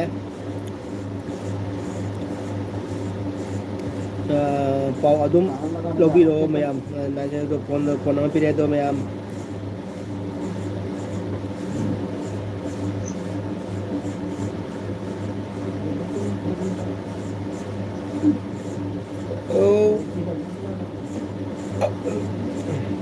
रोजी ने नोक्सल ले रोजी ने हमको नोक्सल ले हमको फक्चल ले हमको रोजी से रोजी ये पाजना फाक बड़ी फैये वो मया अरे ये फक तो नोक्सल लगने होगा तो मैं लब गुरु रोजी आपके जैसे स्वामी लब गुरु रोजी आपके जैसे लब गुरु तुमको देखा तो क्या ये हो गया सपीरो तुमको देखा तो क्या ये हो गया सपीरो तुमको देखा तो क्या ये हो गया ब्रो मज़ा नहीं आया ब्रो मुझे नहीं आ रहा है गाना लब गुरु कहीं है कि होश रोजी कहीं मैं कि बोल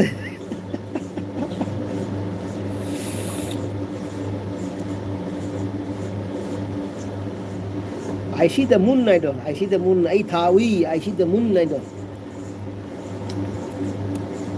Angang na ko jam to I see the moon.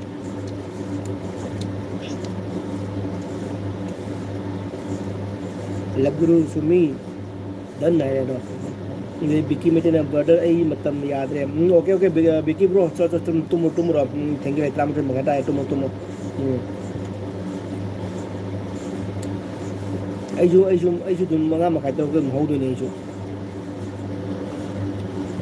ai dum punga ni makai hum tum me video kun che pari hoji tàu là cái câu à che pari hoji yes Victor cooking okay okay thawai jam dawi ko thank you so much adum thawai jawi be jamu da okay Victor cooking gum na asuma thawai jawa ke ale ga di yam pa bi no si pari mo che ga ji sumi ke kapino sumi kap kro acha acha sumi आप क्यों रो रहा बोला रोजी ने लगू रोजी Ravi bro से LB edict ओइरे को चक चाब का कावरे को अदुनी ने चक चाब Kaware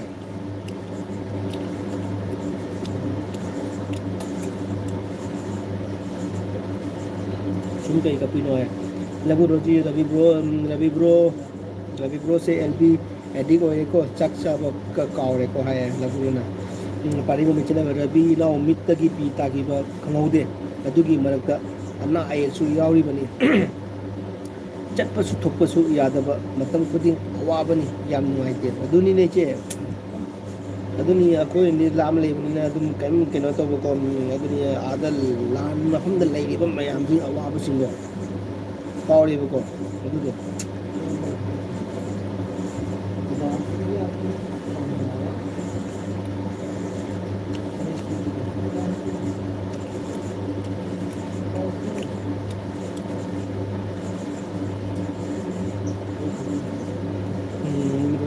hoi adum chad da leire lagu pose rojine ba hoi adum chad bi da nahi leire lagu pose adun ne nahi bi jaga phum khar pam ja vai ta re koi na ai di cha bu di nahi ya gara sa ba sin ngam de wari ne puk thal ngare puk si kangal le sa ba ngam de huk ngam de pari mo me jena ba mayam pun ma kuram jari hai Hey active boy, thank you so much active boy. Saklam before they have. Thank you so much active boy. Thank you so much. Again, kita kaki dulu.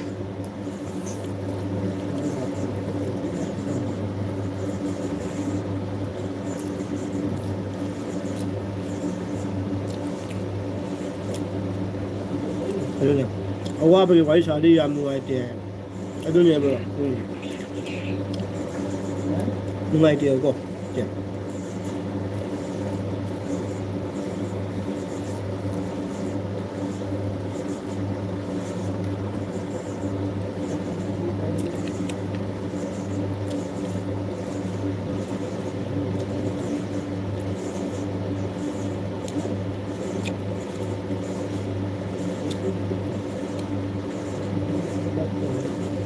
Vicky meeting है Vicky बना okay brother haying muk lagi in now di game wali ne adu ni अच्छा okay adu ni bro game wana tum kan de jam tum bangani sedang papakan kan do tum bro nang kali game sana volleyball la hockey football kali da awa bagi wari sari am ngai te adu ni che sumi जब तो मैं अच्छा चलता हूँ दुआ में याद रखना वाह वाह क्या लाइन है एकदम दिल खुश कर दिया आपको लाइन से आपका लाइन ने थबक मत नंगलो यांग चावने होस ऐसा कोई थबक अभी नंगी दा sister ji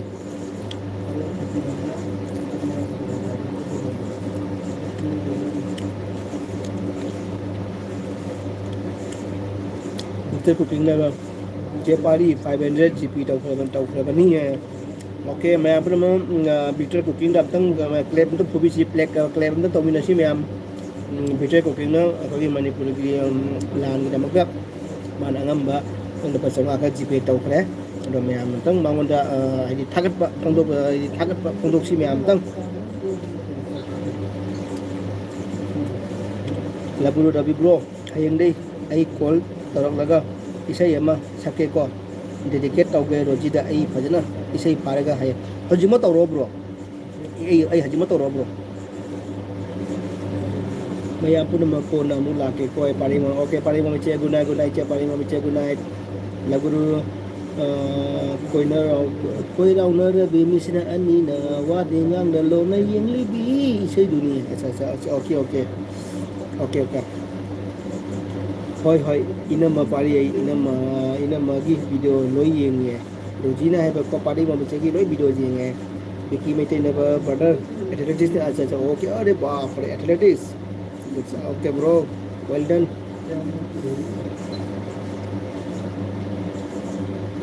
Ho khara yang chong hai. Ho khara yang chong hai Rojina. Da Victor thanks hai Rojina. Adi wena Victor inau thaga chari kusida atei su mateng pangba ngamba review. Okay. Victor cooking and blog che pari lag la bo hai. Làm đi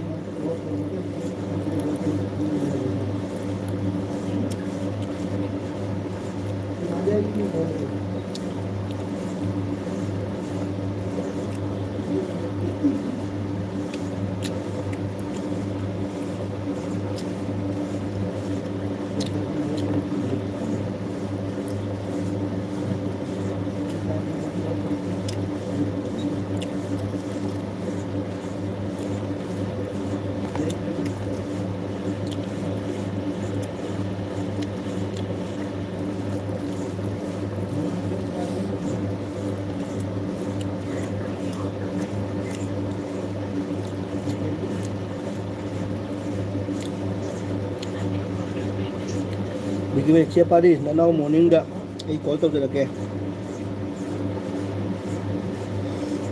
rohi thaga chari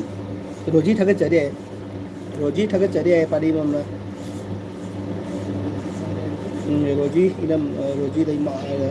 inam mai pari mo che na ki tin ne chan ma ja nahi ro me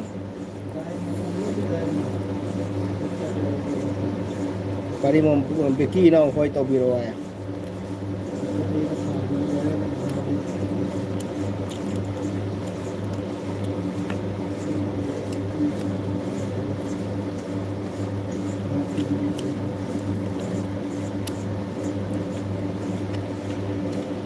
Doji, I am watching your short video. Beautiful.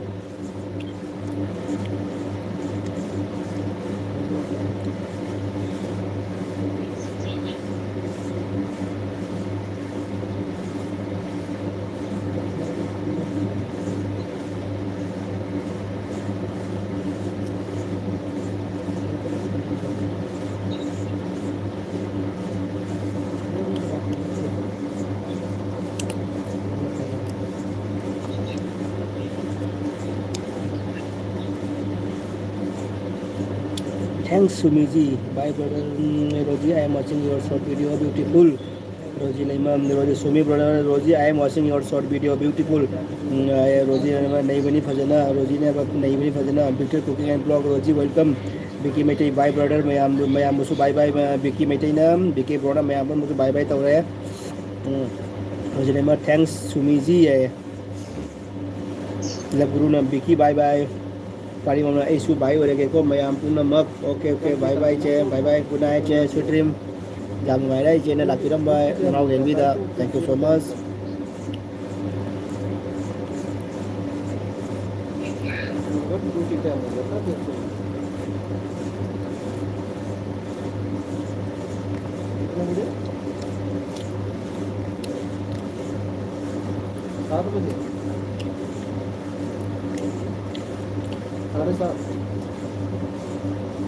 क्या हो गया headache हो रहा है क्यों जुकाम भी चाय नहीं पिया चाय पिया था सर वो मैं ठंडा पानी पी लिया ना कोल्ड ड्रिंक पी लिया कोई ना माए को बोली ना लगू ना मिची ना तो ने young लगपा चिंबान mamon nok lakpa kari wabu haning liver roji as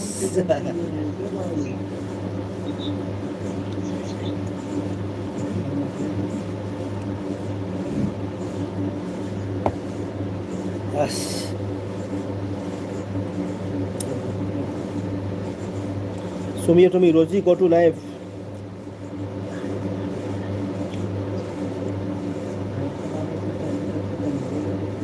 रोजी सोमी बोले रोजी गो टू लाइव, आपको लाइव में आने के लिए बोल रहा है।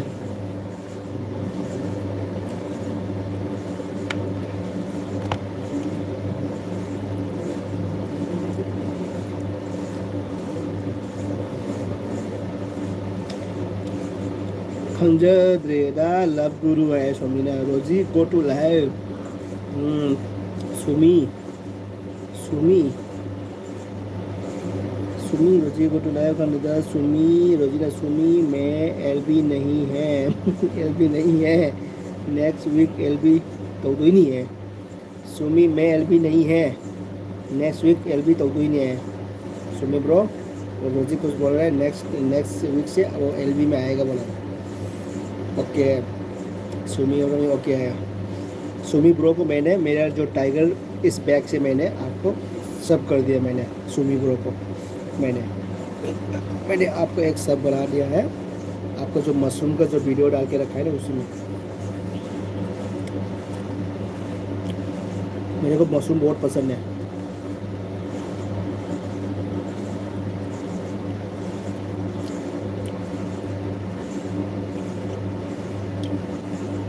लगुरु हाहा रोजलेमन होजम हाहा सुमी ओके अम लगुरु रोजिना अम लगुरु है।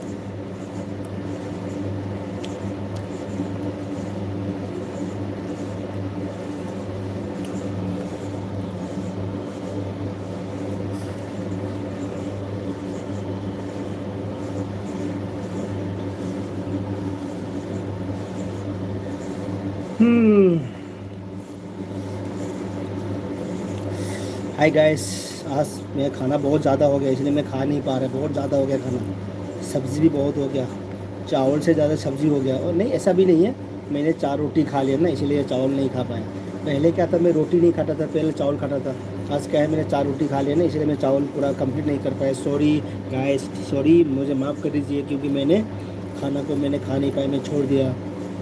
इस खाने के लिए कितने कितने लोग घर से बाहर हो रहे हैं इस खाने के चक्कर में। तो आज हमने इस खाने को हमने आज देखो खा नहीं पाए, इसको हम फेंक रहे हैं, बहुत बुरा लग रहा है हमको। तो थैंक यू सो मच। आज मेरे जो एलबी वॉचिंग करे सभी फ्रेंड को दिल से थैंक यू बोलना चाहूँगा। थैंक यू सो मच और दिल से जय हिंद। रोजीने एलबी तौरबा इडी बॉडी गार्ड होइदिनी सुमी एलबी नहीं है रोजीने लगुरुना रोजीने एलबी तौरबा इडी बॉडी गार्ड होइदिनी को वाई लगुरुना सुमी यफुमी ओके रोजीने मन रोजी नहीं मन इथोजम हा हा एम फक्चले दो ngो केनो दा लगुरु दा फक्सिन खरे मैखे फक्तो गा लगुरु फक्सिले रोजी दा रोजी नहीं मन इथोजम लगुरु है को सुमी ना बॉडी गार्ड रोजी का बॉडी गार्ड रोजी का सुमी। अच्छा सुमी का बॉडीगार्ड बनेगा, नहीं रोजी का बॉडीगार्ड बनेगा सुमी ब्रो। ओके और वो भी बनेगा, लव गुरु भी बॉडीगार्ड बनेगा, सबके सब बॉडीगार्ड बनेगा।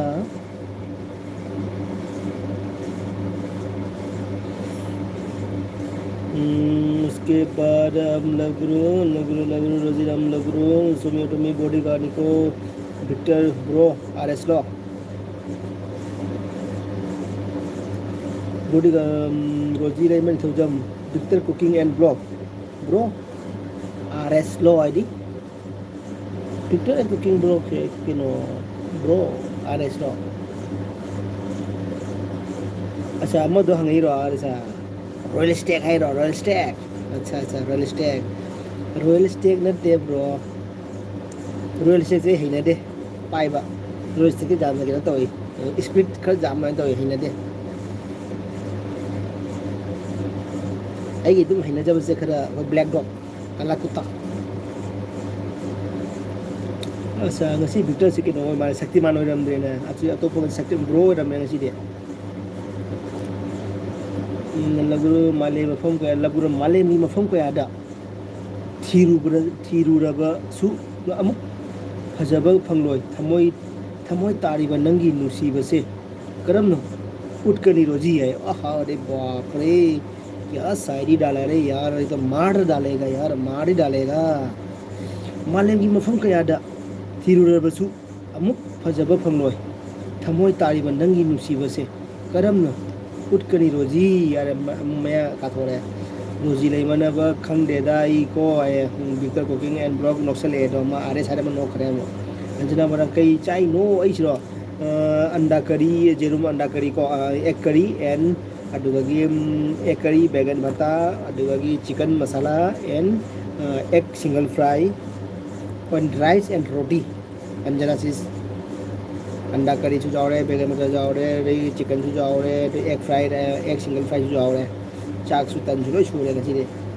40 like done thank you so much Anjana sister thank you so much एगे एलवी लबे द मत अंजना सिस्टर वो हाई तरा नोक्सरी लाइक एगे लाइक द वेलकम तोजरी thank you so much like सु तबे द मत थैंक यू लाइक भी समझो थैंक यू अंजना सिस लबगुरु न अंजना करम पालिगे आदम करम पालिगे विक्टर कुकिंग ब्लॉग बीपी रो बीपी नते ब्रो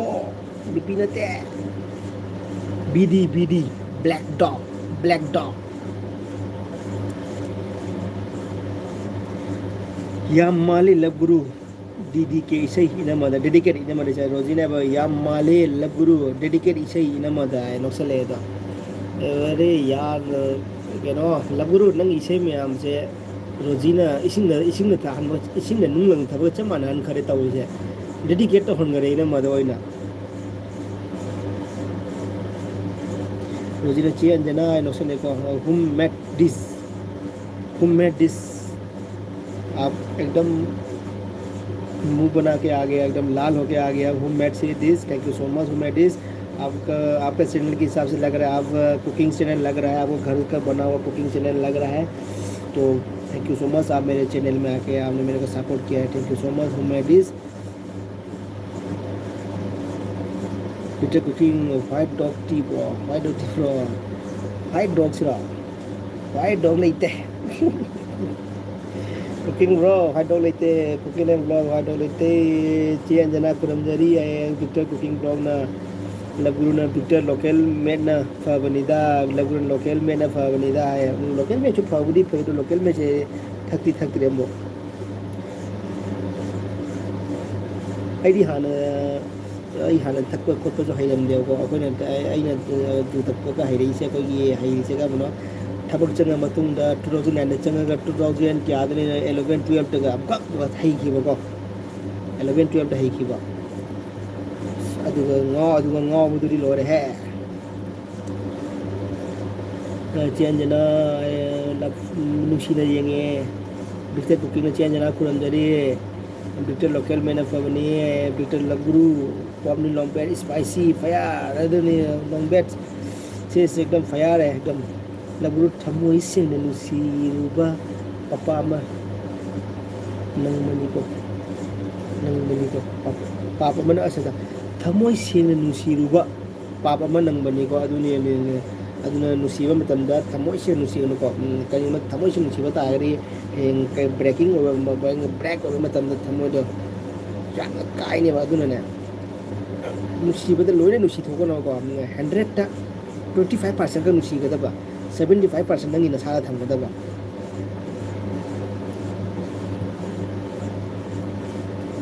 अदुना ngasi फाव को दी अब तक हार्ट ब्रेक को ओइदे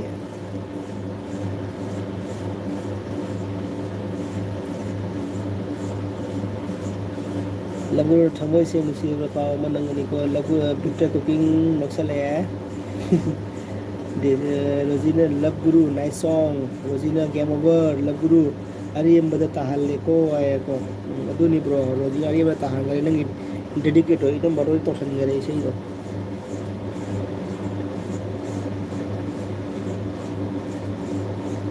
अस ए गुली में हमसे ए गुली से हंथा गिदरे ने सुम हेंगल ले रे ने रोजी ले मनी तो जम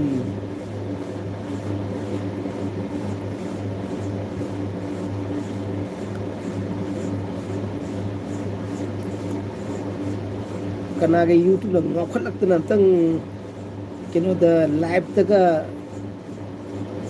20k का जहल 20 है 200k का जहल री माय में लोतारी फाव चमन नहीं है रोजी ले नोक्सले रोजी ने नोक्सले बिते ब्रो नंग गुवाहाटी दा लाक्रबो विक्टर ने ब्रो नंग गुवाहाटी दा लाक्रबो गुवाहाटी दा हजी लाते हजी ते यफा अतोबद ले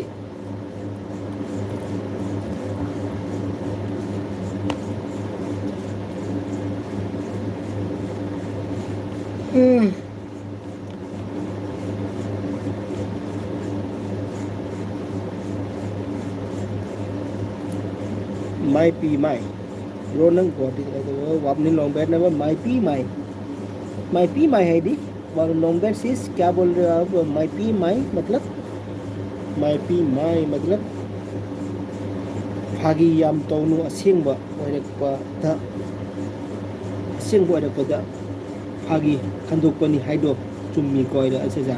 फागी याम तौनु असेंबा ओइरकपदा फागी खंदोकपनी हाइदो चुम्मी को अदुनी ब्रो चुम्मे अदुनी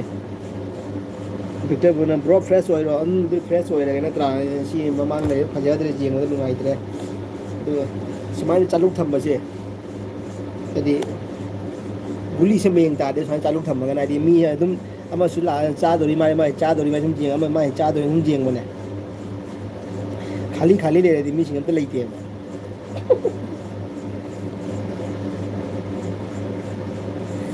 कनानो लबरू सीरियसली ब्रो विक्टर कनो क्या की लाइनो नुआई येंबा कनानो ऐसे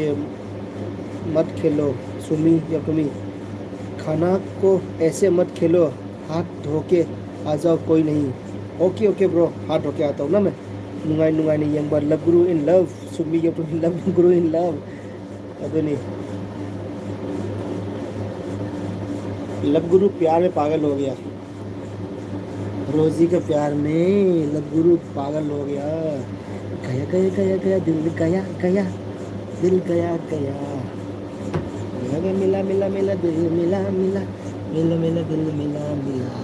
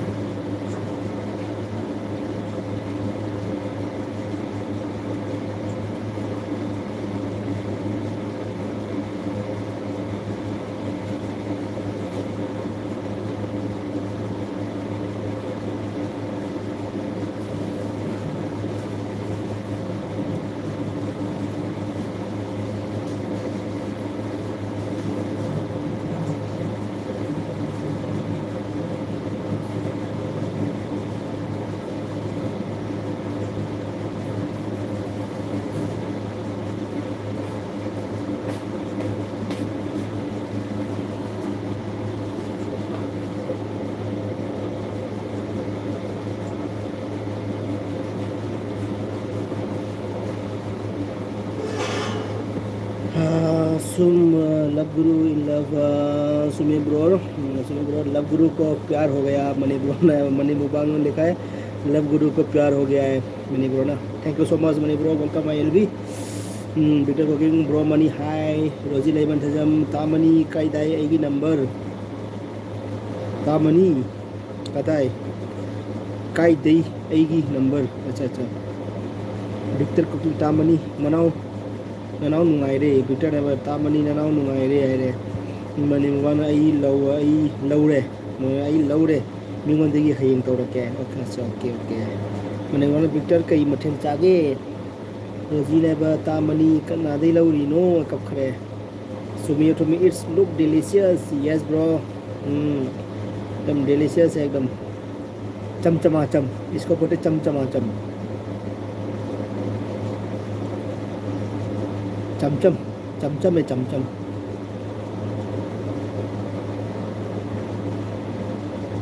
Victor tamani kor karon ga thebung marugi rombai Victor ga kenan Victor na mani wana roji lb da haibadi nungaite call da oina hairage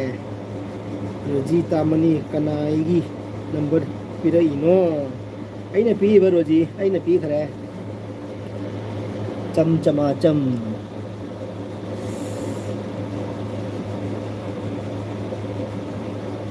सबको मुंह खोलिए सबको मुंह में एक एक डाल लेता हूँ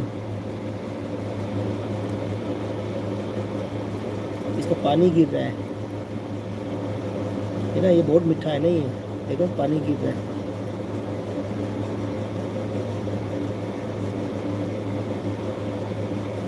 ये ना बहुत मीठा होता है ना इसलिए मेरे को खाने का मन नहीं करता है तो हम निचोड़ेंगे इसको निचोड़ के खाएंगे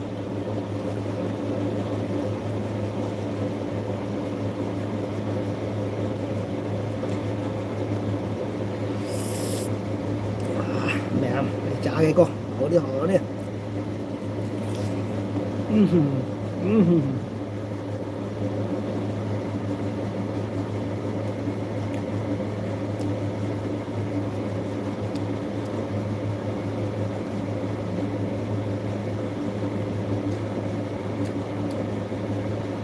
Roji lấy mà khăn cả Roji đã mà khắc bị dâu nè Roji cha xí đâu Roji as post nang ai number lấy với tag được Victor na mà đây chỉ cái delicious hay là một tấm tất cha đuôi tàu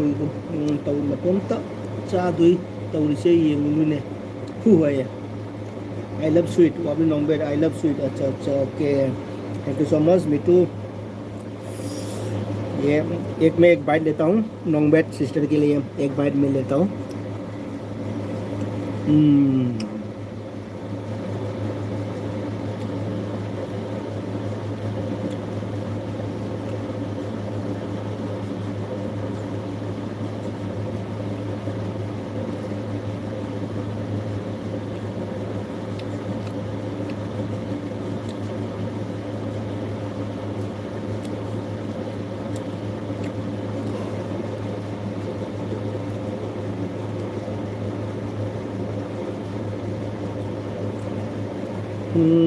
अपने लॉन्ग बेड line up sweet तामनी आई की number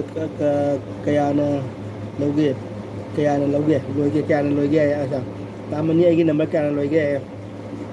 रोजी send me number 2 लगुला पिछले सोमी ना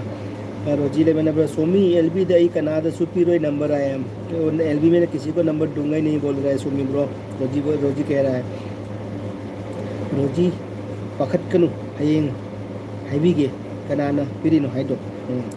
Victor na Roji ay mana fura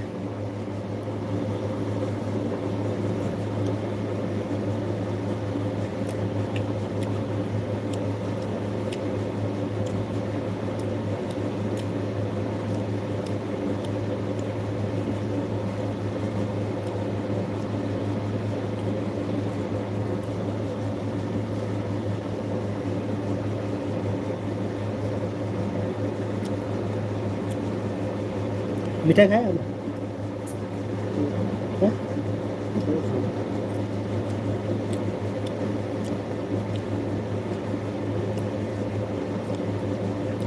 गा Victor रे कब खरे दो रोजी ना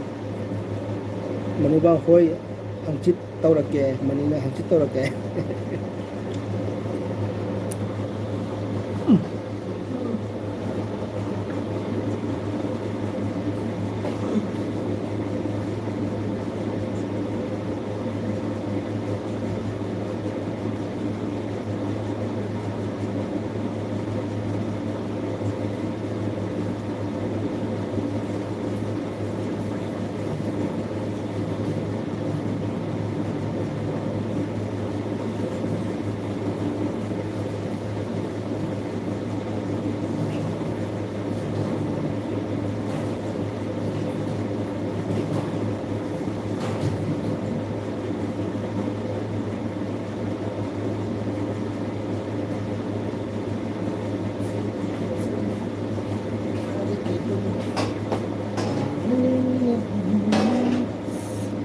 ऑन इंस्टाग्राम हाँ रोजी करी तौबा करता है भीतर रोजी करी तौबा करता है वो चित तौरके वो चित तौरके सुनिए पोमी रोजी कई तौबा करता है सुमी ब्रो ने मैसेज रिएक्टेड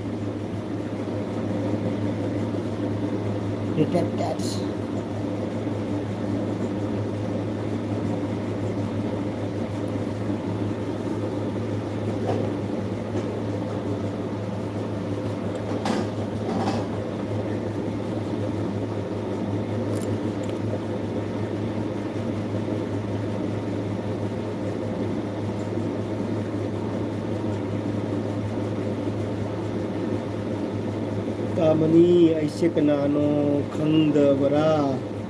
रोजी ना तामनी ऐसे कनानो खंगदबरा है रोजी ना इबा रोजी कनानो दा हाइरो दिया दाबितर आई याम पखलिबा रोजी लेमा निथौजम दाबितर आई याम पखलिबा है कई पखलिनो रोजी हम ता हाइरो दना कोक से यादरे मोबाइल चार्ज तौरगर स्विच ऑफ ऑन तौरमदे अच्छा कोक से यादरे मोबाइल चार्ज तौरगर स्विच ऑन तौरमदे 30 मिनट पारे नंदी 30 मिनट कदे ब्रो आई नुंधांग जुपर चार्जिंग तौसलमगने ऑन तौरमदबिदे नुंगालागा जिंगदा दुम जीरो दुम लेरमे स्विच ऑफ दुम लेरमे नुंगालागा चार्ज तौरमी माइना दो ऑन नि तौरमदबा आइदी दुमाइ दुम तौगले अना याम दुमाइ तौगले अदुना आइना मोबाइल चार्ज तौब चलदिना अखोइ नुपिनि तुम लेनरागनेबा जिंगबगी ऑन तौबा तौदबा आइना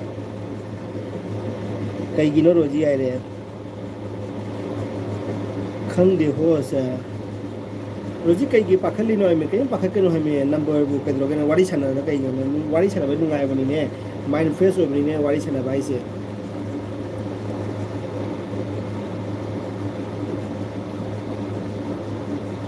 लबगुरु ऐसे मी है लबगुरु रोजी पकड़ के नबुना फागी तौरगा करी रिएक्शन तौरके येंगमनी है लबगुरुना रोजी लेबना आइगी नंबर येनबा मी अमा लेबा मालिदा भीतर आइबा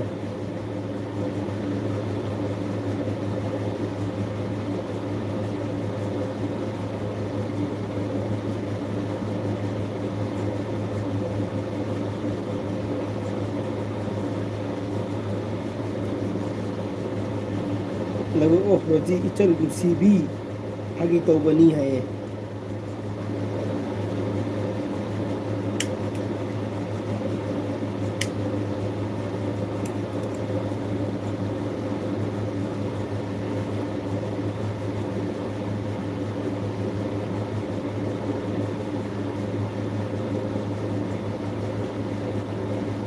लब गुरु धत है अस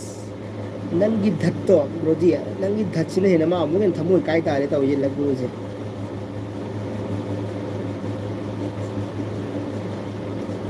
पाखंग में पुसी के निंसंग इधर धत का है वैसे उधर कॉलेज का तमिंग इधर स्कूल का तमिंग इधर लेसाबी से नुपी वारी के सामने इधर पागी को जगह का तो धत का है मगर चीन की बगा मटे ममाई का फुट का ले चीन की बगा निंसंग कोई वानी दा रोजी नंगी धत से उबदा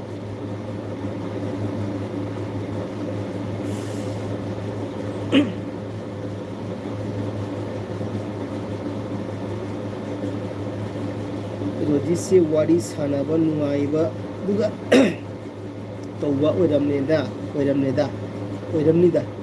रोजी अदुम फागी तौबा ओइरमनीदा आइबा विक्टर नाइबा को रोजी अदुम फागी तौबा ओइरमनीदा आइबा को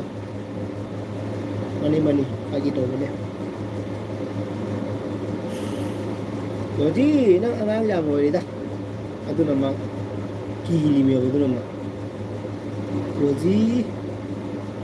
कन्ना मगाइगा नोगली को होजी कन्ना नक्सली रोजी ना विक्टर डा विक्टर आया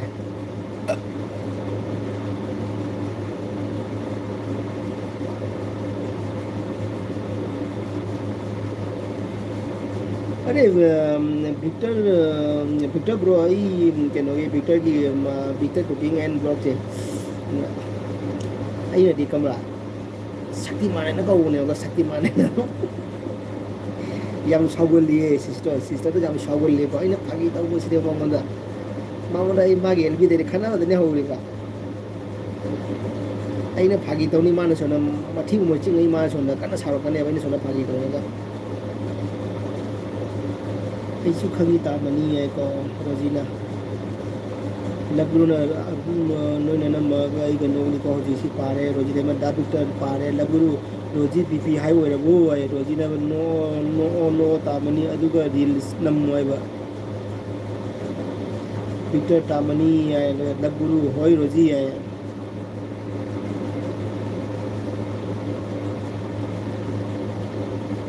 लबुरु रोजी असेंग मालुरबो आय रोजी लेमा निथौजम होय तामनी अकैडमी खितंग लबुरुना विक्टर हा हा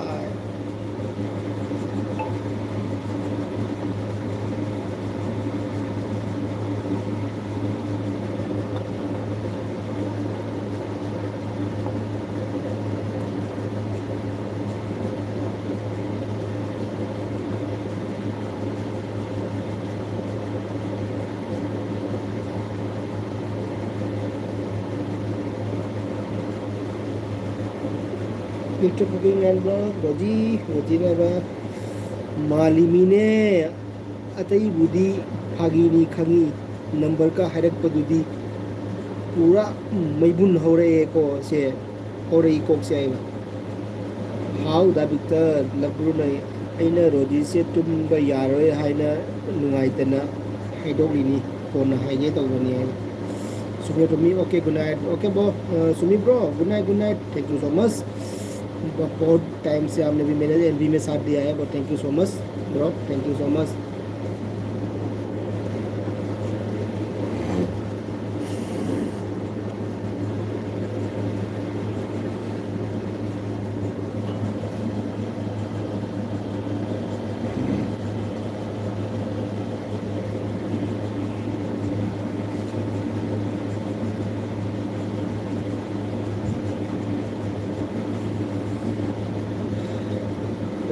तामनी है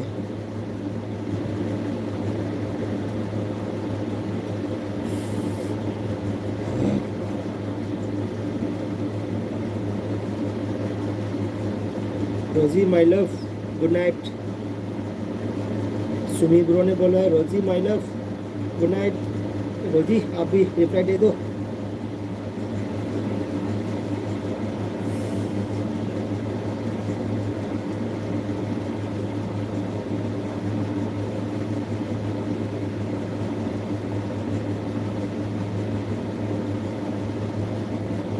लबुरु रवि ब्रो से रोजीना फुनिंग मन लोइदमनानी को फुनिंग ओइदाब्रो लबुरु फुनिंग ओइदा असी सखंग दबसिना मरो लमो होय होय तुमो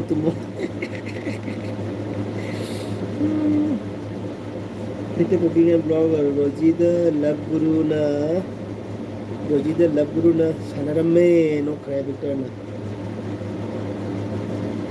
Rojida Imani Toldan haha not so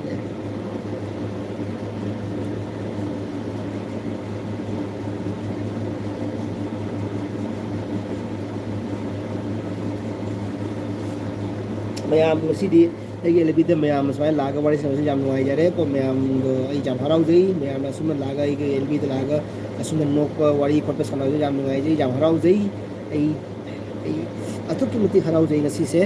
ma'am पुन मसु हराउ को चरी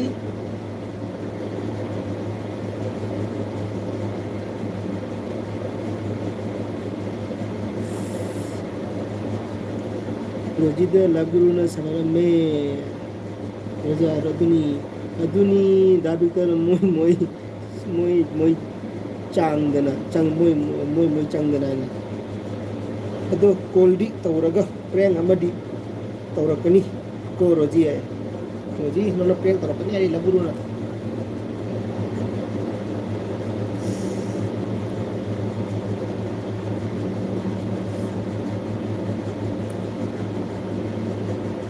ꯃꯌꯥꯝ ꯂꯣꯏꯁꯤꯜꯂꯁꯤꯔꯣ ꯑꯩ ꯈ꯭ꯋꯥꯡ ꯅꯥꯁꯜꯂꯦꯕꯣ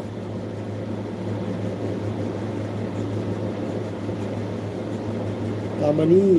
ꯀꯤꯅꯦ ꯄ꯭ꯔꯦꯡꯀ ꯇꯧꯔꯛꯀꯅꯨ ꯀꯤꯍꯦ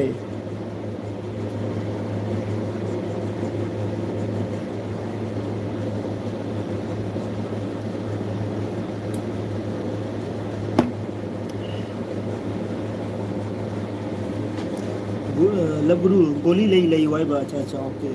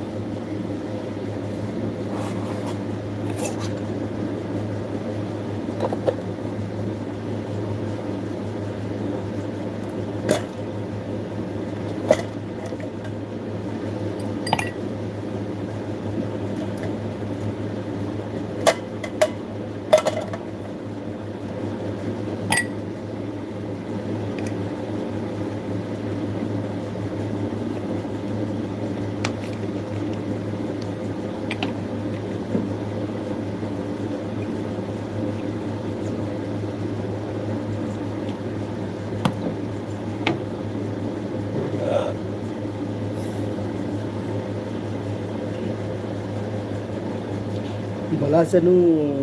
मिहुल चोंगे लबरू न गोली ले ले मिहुल चोंगे रोजी ले मन मिहुल चोंगे मिहुल चोंगी ने अच्छा अच्छा लबरू हम तो मिहुल फादा भी है रोजी की मिहुल हम चोंगे बलासनु थैंक यू सो मच बलासनु thank you so much sister again भी लगे बेटा मोटा हानि ने देता चली वेलकम वेलकम अगेन भी वेलकम तो जरी हाय ब्रो कयाम कुइरे अगेन भी लाइव से कुइरे ब्रो ई पुंग ता बलासनु सिस्टर ई पुंग तरा थादई पुंग अनि फारे लबरूने ख्वांगदो नुंथंगना ययु फबनी नाबा नुंथंगना अच्छा अइदी नुंथंगना जैदे नुंथंगदो ख्वांगना जैरिने अइदिबो अइ नुंथंगना जैबदो ngamdena ko aduna ado नुंथंगदो ख्वांगना जैरिने फना बाइना victor kaino रोजी नक्सले रोजी से हमको नक्सले ऐ इसिंगनिदा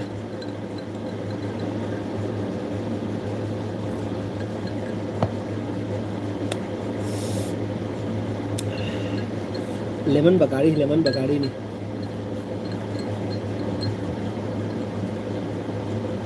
बालासन अया खंगो देने अच्छा अच्छा ओके ओके कैसु काई दे सिस्टर कैसु काई दे खंग अदो खंग हाजिक दि खंग लाय ना को thank you so much I love you लाइडन आई लव यू लाइडन thank you so much I love you लाइडन तो बे द मत thank you so much I love you welcome माय गिल बि लगे बगे द मत रसनु ब्रो साकि चार साकु चारे ब्रो साकु चारे थोंग लोय चारे थोंगसु लोय चाबसु लोय अजी वारी सानादि मयाम पुन्ना फ्रेंड्सिंगा द ब्रो बात मनिंग को बेट मनिंग को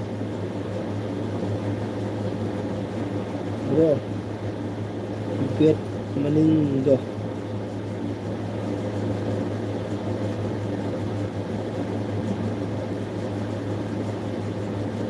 ब्रो बेट मनिंग दो को बेट मनिंग से कई ले गया बेट मैंने कह के हम देखो अच्छा बेट मनिंग दको अच्छा अच्छा ओके ओके भाप तारे ब्रो बेट मनिंग दको अच्छा बला चलो केएमसी ब्रो बला इ नहीं बला चीज से नहीं चाहिए जेरुम थोंबो जेरु अंडा करी अमा लेरे को अदुगी एग सिंगल फ्राई अमा लेरे अदु चिकन अमा लेरे को तुम कंग नंगो अमा अदुगी केनगा बैगन भरतागा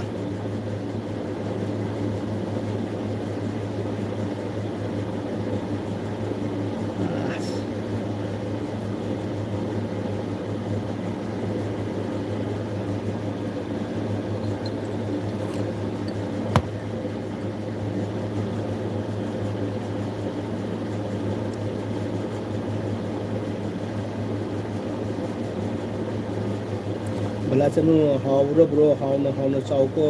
हाउरे भला चनु हावे अंडा करी दे कर हाव वाले अरे दिलो हावरे अंडा करी दो हावते अंडा करी दो कोई मेसे प्रो अंडा करी जेरुम दूरी हावरे को मही दो हावते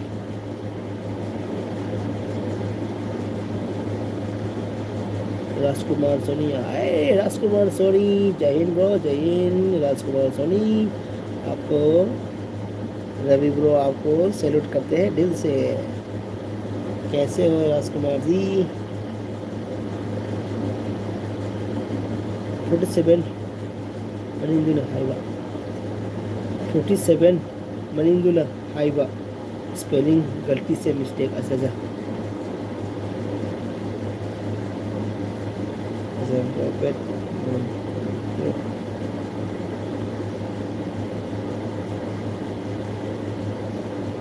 बेट अच्छा बट अच्छा ओके ब्रो बट मनिंग अच्छा से मनिंग दुना हाइबा स्पेलिंग गलती से अच्छा ओके बट मनिंग अच्छा ओके रजी राम जय हिंद राजकुमार जी राम जय हिंद जय माता दी जय Bholenath Kuzrema hauda Victor Brazil bro चे रोजी से असीम मनी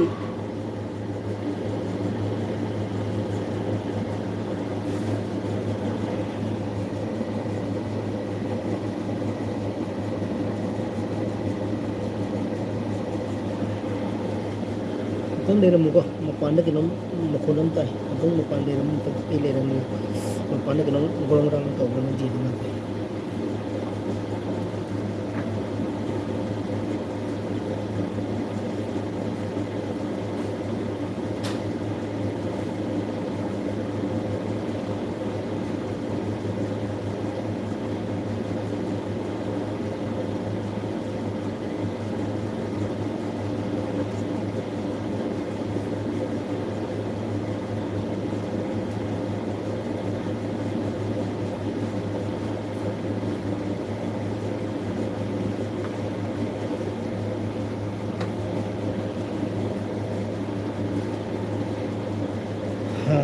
बोला हौदा विक्टर राम हौदा विक्टर बड़ा चलो ना ब्रो से जैसे असीम में फजाइए ब्रो जे रोजी जैसे वह फजाइए बड़ा चलो फजा बने रोजी से नई बनी माई शंभू दूरी नई बनी है अगर माई शंभू वही इसे एक दिन चंगे नंगी समरूदुसु मगुने मल्ली आई की थमोई वाली नंगी समरूदुसु मगुने मल्ली अईगी पुगनिंग वाली इसे जल्दी निशान पको आगे इसे का ब्रो से मैंने रोजिना का हाय सोनी जी आए रोजी जी हाय बोलिए हाँ बोलिए विक्टर कुकिंग एंड ब्लॉग नंग खाओ नाई हाय दो ब्रो फिर नंग खाओ नाई हाय दो ब्रो खाओ nâng khâu này hay được bro cái hết rồi bro cái nâng khâu này khoang này hay được sao bro अच्छा बुटो अच्छा bro nâng khoang này hay được bro अच्छा khoang अच्छा okay cái này phăm mà đó nó khoang này ba nó nung thăng nữa cháy chân người pha đây mà đi bro này ta taruh ke lagi bala chenu hai che roji ai go rojina ba soni ji chaksa rabo ai rojina hello bala रोजी लेबना हाहा नक्सने रबिसोनी रबिजी वाखल की हरफम मोइबारा रोसोमी रबिजी वाखल की हरफम मोइबना वाखल की हरफम मोइबना वाखल की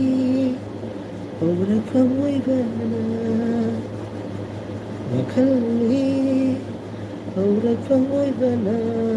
अतई फादरे bro Rajkumar ji अतई फादरे याम भईवनी होश से रोजी ने भैया भाई वाले हो से thank you so much Rosie thank you Victor cooking and blog bro नंग लाइन ब्रो विक्टर ब्रो नंग लाइन bro yes bro Victor bro Mani Rajkumar Soni Ravi ji याद आ रहा है ऐसा जी की एलबी आशा जी की याद यस ब्रो राजकुमार जी यार आशा जी के भी बहुत याद आ रहा है, लेकिन आशा जी पता नहीं आजकल कहाँ चला गया, दिखाई भी नहीं दे रहा है, पता नहीं कहाँ चला गया। आपने देखा क्या राजकुमार जी आशा को? नहीं ना उसका वीडियो देखा, ना उसको देखा, ना कमेंट किसी का कमेंट देखा, कुछ देखा ही नहीं, पता नहीं क्यों क्या हो गया। रोजी रोजी ने वो नौकसा ले तो राजकुमार रोजी जी चाह रहे हैं, राजकुमार सोनी ने रोजी जी चाह रहे हैं, रोजी नहीं मैंने कई संसार के सोनी जी बड़ा जब चे रोजी वीडियो खर नम ओ फजबन नंबर वीडियो से याम येंगो नुंगाइए बला ने बड़ा को चे रोजी वीडियो खर नम ओ फजबन नंबर वीडियो से याम येंगो नुंगाइए बला से नुंगाइ बा रोजी उदे ने असादो है सोरो से उदे ने असादो है नोक्सले राजकुमार चली मित्रों खुंगा गई नहीं रे राजकुमार उदे ने असादो रोजी नहीं बन दो बोला हयेंग नमक पयाई थंबाल मरक अच्छा ओके फजब मीना थंबाल मरक नमक पसरी आहा एकदम कोई करी है तेरे राजकुमार बोले Ravi bro cheers yes cheers bro cheers Rajkumar cheers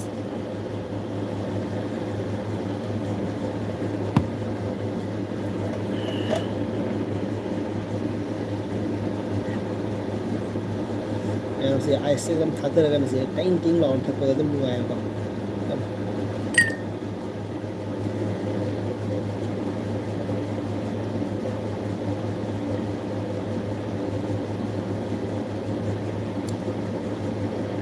बोला भाई नमक है रोज अभी पूरा चीयर्स या राजकुमार सोनी रोजी से मसक याम फजाई राजकुमार सोनी रोजी से मसक याम फजाई है नमो चे रोजी थंबाल पाएगा नमो आए अच्छा थैंक्स राजकुमार जी है विक्टर को सोनी जी हाँ आए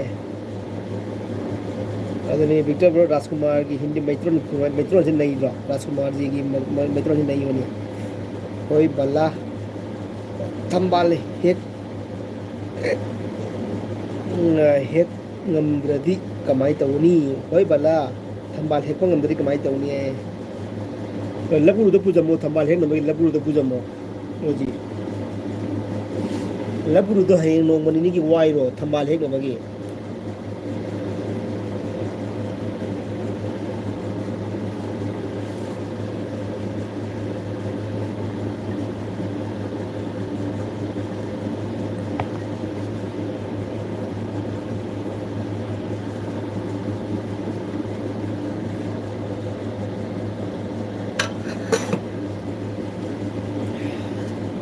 wakalhi hawra kamoy kana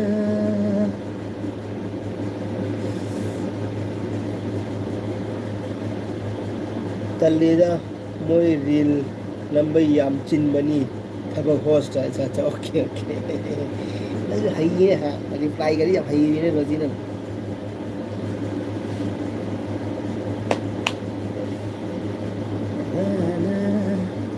na na na na na na na na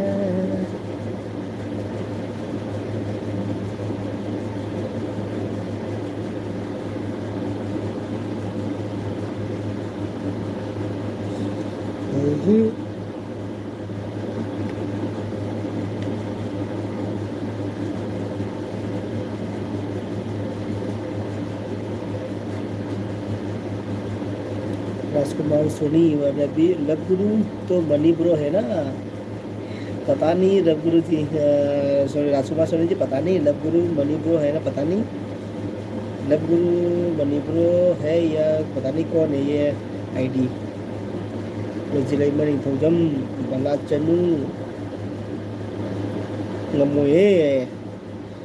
होय होय लव गुरु की केरो सब बला चनु ने होय होय लव गुरु केरो अदुगा हेक हलो अच्छा केरो अदुगा हेक हलो अदुगा नो एनी वीडियो नमो आए बला चनु ना दो ऑप्शन पे दे तो फजर ऑप्शन में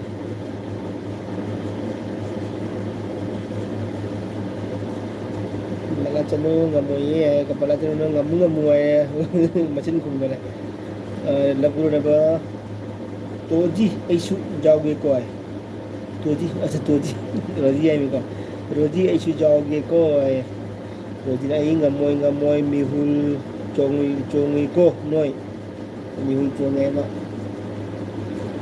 nang mihul chongi do yam phatte ko nang mihul chong na ba nang kamai to ni khangbra chungom phamba jam chok chungom phamba ayu ki nung dang ge bi la chungom phamba gra tham tho Roji labuna aduga nam doi dil sei do ai hairake hairo bro sei do hairo ai na fa ba ri ngang ai ngang nang jera ngai em si da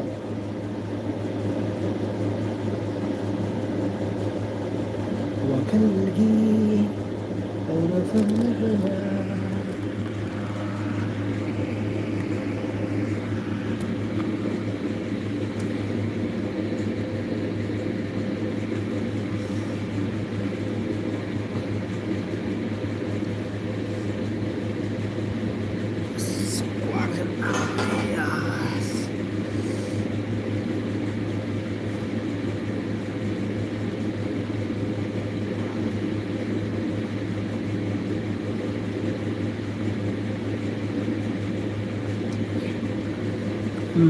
adum thaida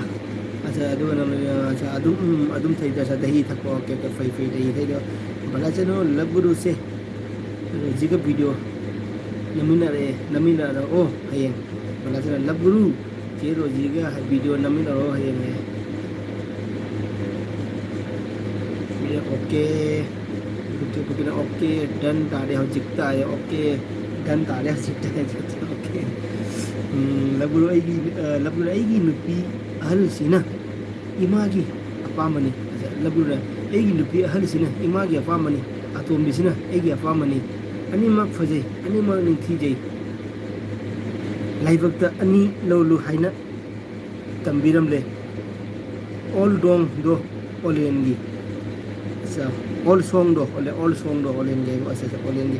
aigi nupi ahal sina imagi apamani atombi sina aigi apamani ani mak fajai ani mak ningthi jai laibakta ani lolu haina tambiram le all song do olengi acha adudi phade wo bro du sei du khangre wo laburu noksel le laburu adu sei do aidi kaya nikramo hiyengo he bala sino wow laburu nei re ko ai re bala jeno la bitter cooking noksel le bitter cooking noksel le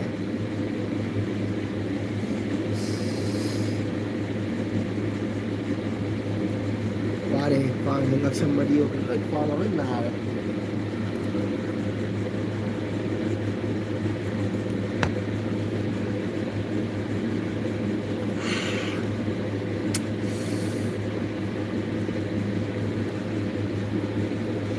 sing thal sugat bane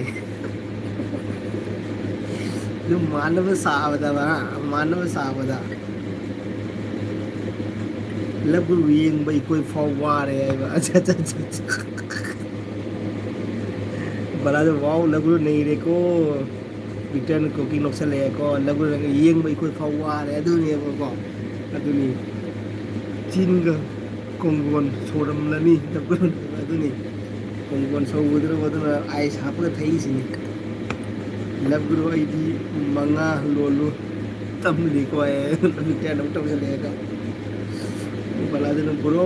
khajai dimple do tauba isai do selo bro khajai dimple do tauba isai selo khajai na dimple da chimbal maya gi samruduna ku pet ka pet nok nak pa do adu isai do na tro ai se bala roji noksale dikte cooking roji laburu bitter 10 lo ai 10 si man gai di mantra tar hebo 10 si di ambulance ta sele ambulance sarkari ambulance bola jana mani adu sir phadre ne khaja gi din pulna simbal gi sambru maya duna ko phet ka phet tauba ei di ngore do mani ai bala chini na ba adu ni khang mang ngam de sei do pha bang ngam ne ko ye ko le da bitter tai Victor nó câu kịp rồi chứ à câu kịp rồi chứ gì rồi chứ tay bây giờ mình xin lỗi cũng mình mà cái ta rồi đấy isa se mering chale वो isa से ai luja tu ni हमको मजे luja tu ni luja ना पता ना तुम लगेगा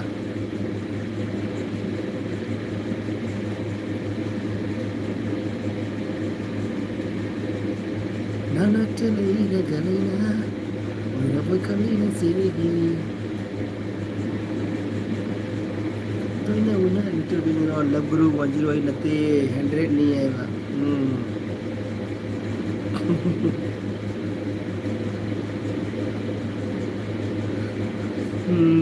nong ngandore chadage bye bye miyam game su over roji mai nong ngandore chadage bye bye miyam game su over ai ko okay okay nong ngandore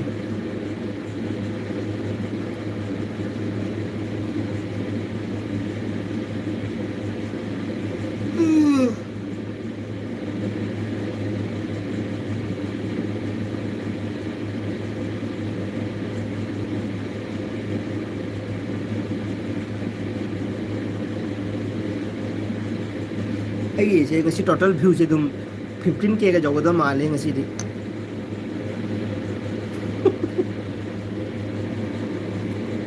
Manipur 15K ꯒ ꯌꯧꯒꯗꯕ ꯃꯥꯜꯂꯦ ꯉꯁꯤꯒꯤ ꯚ꯭ꯌꯨꯁꯦ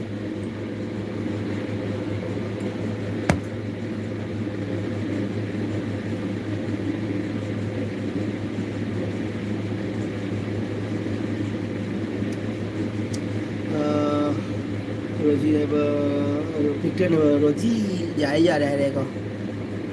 नूंग आंदो रोजी जाए जा रहा है गुड खले तो पिक्चर ना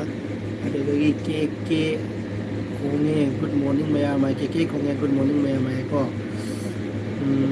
रोजी ने दा पिक्चर बाय अरे मतलब बिरु ने तोजी बाय मंग फरो है को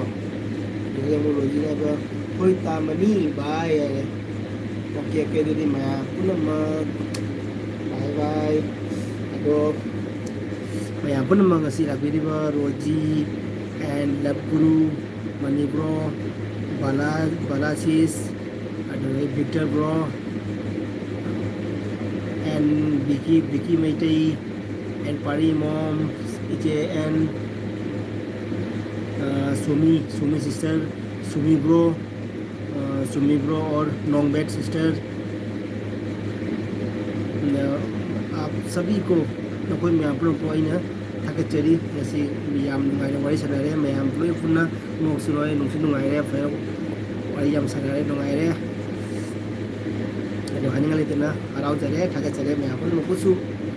thank you so much matung da su asum namu ai gi support obiu aina ma'am famda army kitchen king na jai hind tojari bye bye orasiko bye bye bro Balachanu bye bye bro bye bye sis thank you so much bye bye sis thank you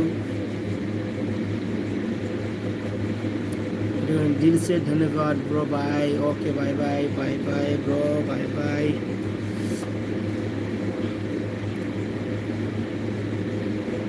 Balachanu su bye bye hai re ko laburu su tumkiroi mondang sang bye ai di tumkiroi mondang san lagi ge Victor Brona hoi ta mani bai hai re ko laburu toli bai mang thoro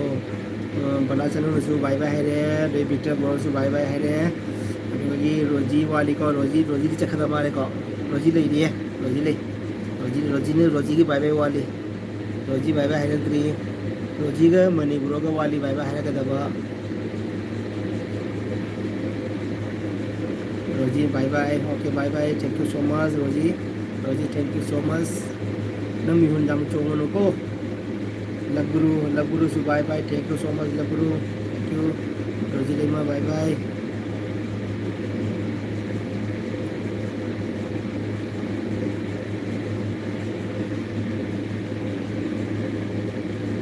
hoy roji lema ni chongono hoy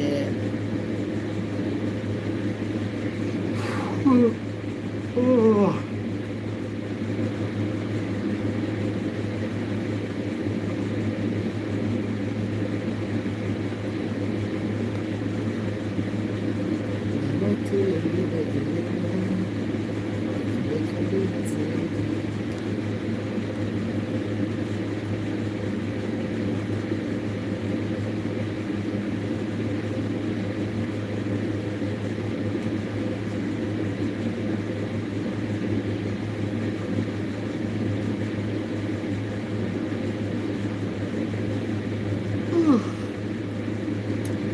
Victor Kuno Rosie nang bye bye hai na nungalo ko.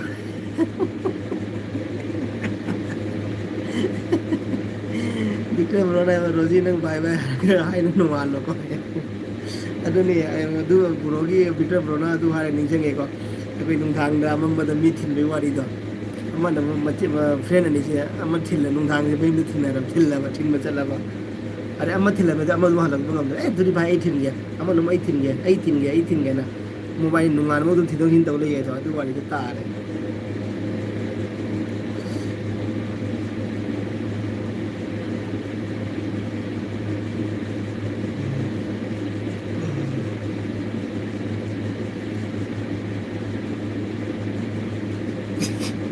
रोजी ने कोई गाले नुंगा बिब्रो Victor है ना कोई गाले no दा Victor है ना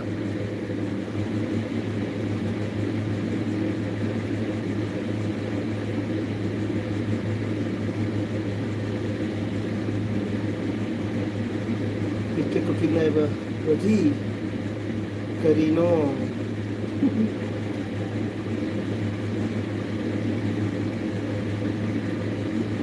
Victor बड़ा है रोजी करीनो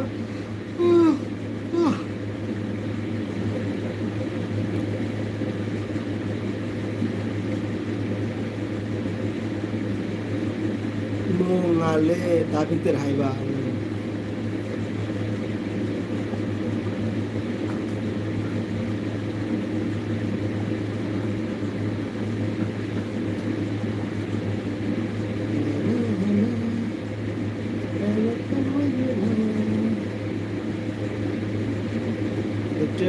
bro ये cutting लेना bro ले ये bro cutting लेनी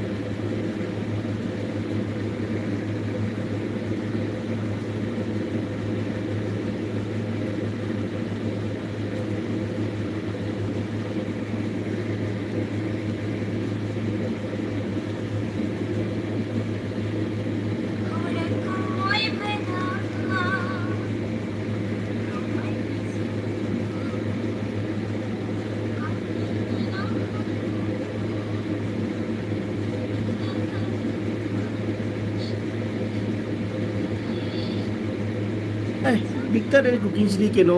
सुप्रीटी की के नो रत्रो सुप्रीटी की मच्छी रत्रो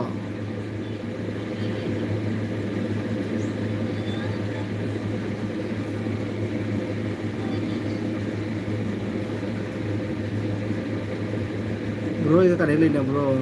रोजी फारे को बाय बाय bro रोजी ने नोंग आले दा Victor bro ये करे लेना ले हाई को Victor को गेम bro ना होए bro ओके Victor रोजी फारे को bye bye bro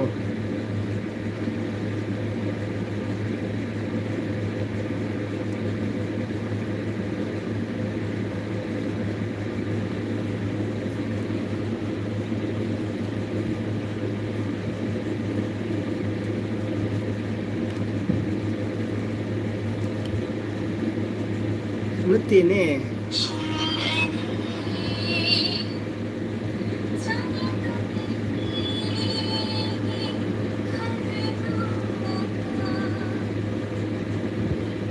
así se más de que no ni nada así superdigi que no blog तो मान ऐसे सकी नहीं हमका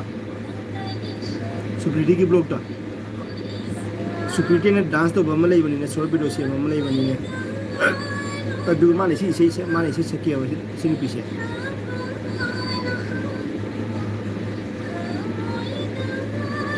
Victor ने कुकिंग ब्लॉग से के नो सी कंफ्यूज हो रहे हैं मुझे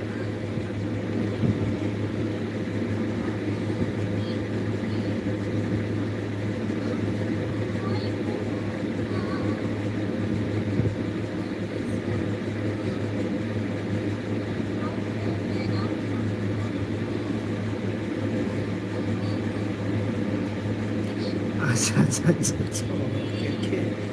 अदुने सिस बेटी की वीडियो दो अइना रिएक्ट तौबैना अच्छा अदुने बा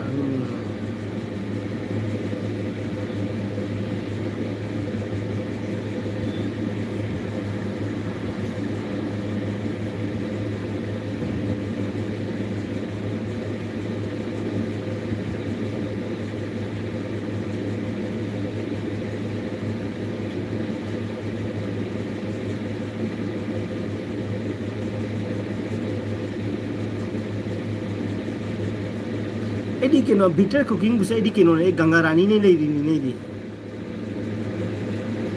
गंगा रानी तो खंगरो एडी गंगा रानी ने Laramie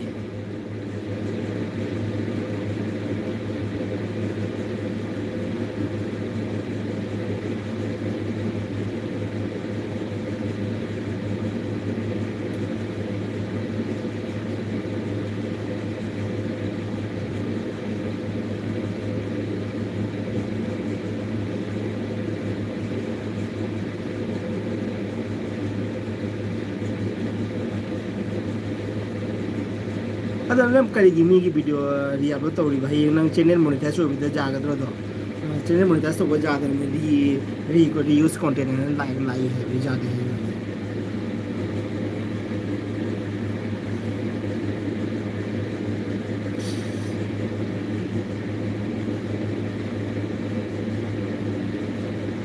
screen recording तरोगे edit तरोगा upload तो अच्छा सा स्क्रीन रिकॉर्डिंग तरोगा अच्छा सा एडिट अच्छा सा ओके ओके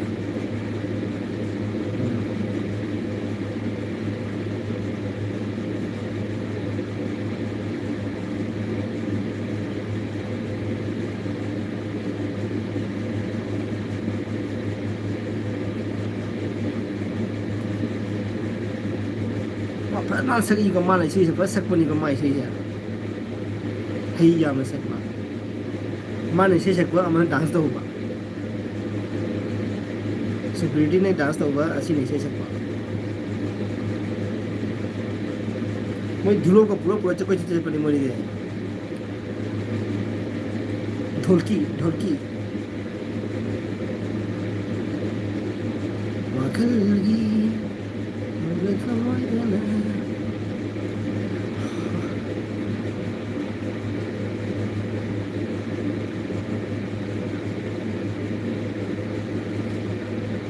यानुदा ब्रो या बनीदा है बको यानीदा ब्रो ऐसा यानीदा ऐसा ओके ओके ओके ओके खाए ना स्क्रीन रिकॉर्डिंग तो बको दिन वीडियो में जाकर जाए ओके ये सोइदना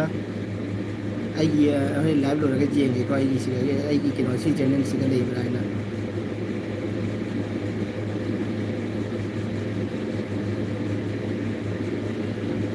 अने बिटर कुकी ने केनो ने गंगा रानी ने ले दी है भाई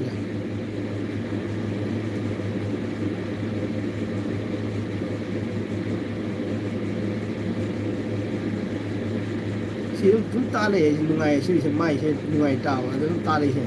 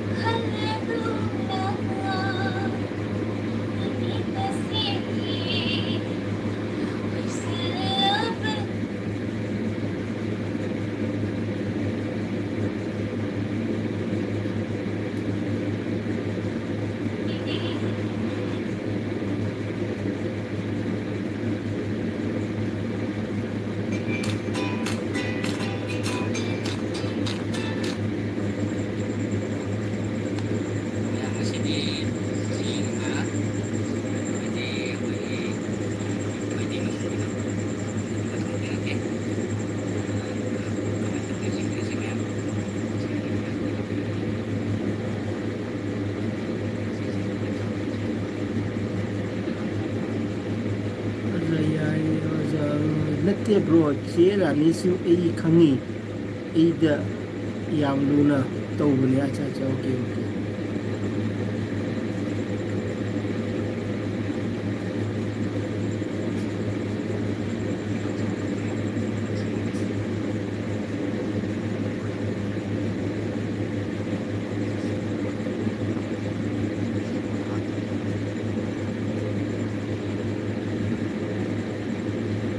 yen ga trading abubi ga thongba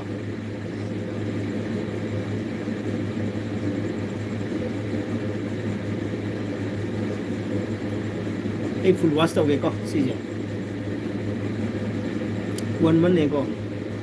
tha ma ngi video ne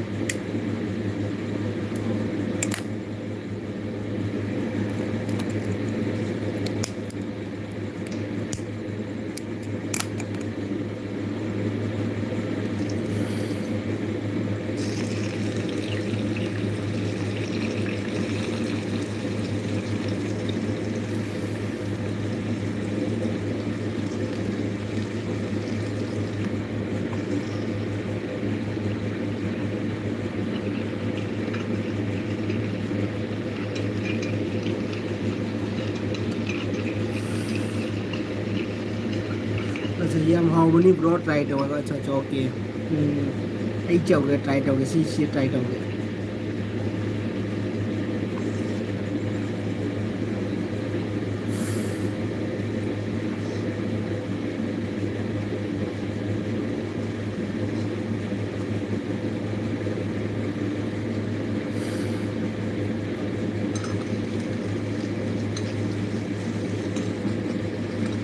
ai bro ki video khar jega ke Victor and cooking and blog ki video jega ke ai hoje ji video dum full watching ka video mari banga kai full watch tau ge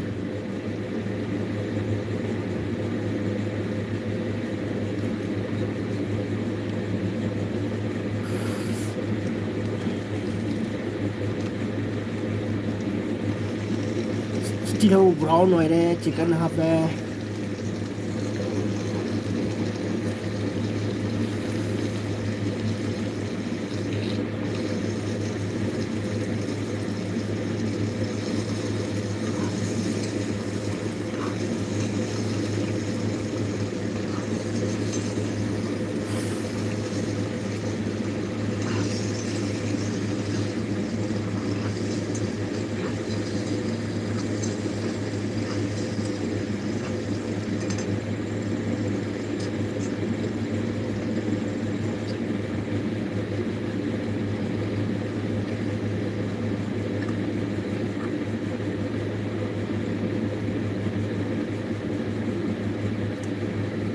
अच्छा Meghalaya Shillong style नहीं अच्छा okay okay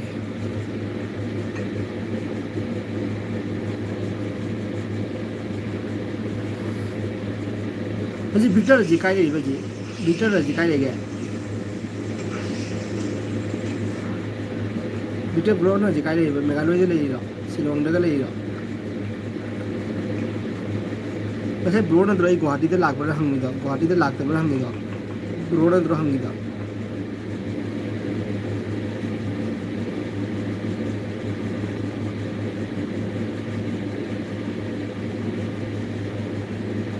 थोंबा तगी video ने bro ID थोंबा तगी video ने हम bro जेंगे जेंगे नंगे लोई video लोई जेंगे उरे होय होय आई कुकिंग जम फामे आई कुकिंग ni वीडियो जम जेंगे मुबांगा अदगी स्मो कुकिंग वीडियो जम जेंगे तो डेली ब्लॉग से खर जिंग बदा खर वाए बा डेली ब्लॉग की जिंग को ngawre ba ni mafam rang khang de kan nama dia pat pas lagi nak nama dia pat lah kena buat blog daily blog video sih. Aku ngau di daily kena blog je video.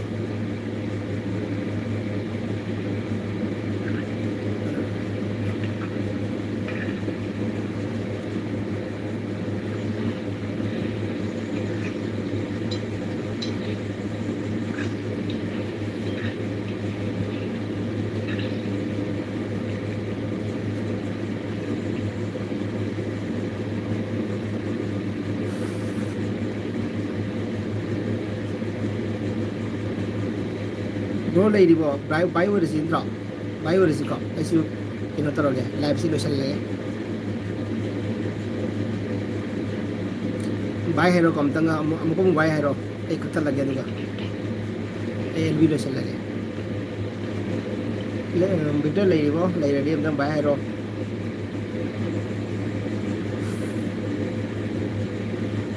ei amdang iru thoige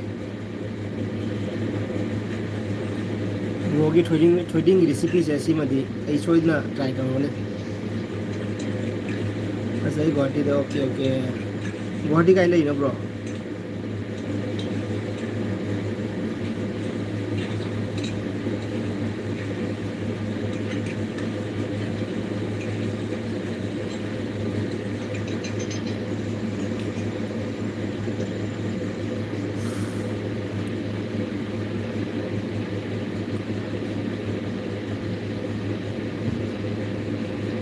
Brogi masakam ta jauh dah video pun tu masakam dah utro brogi.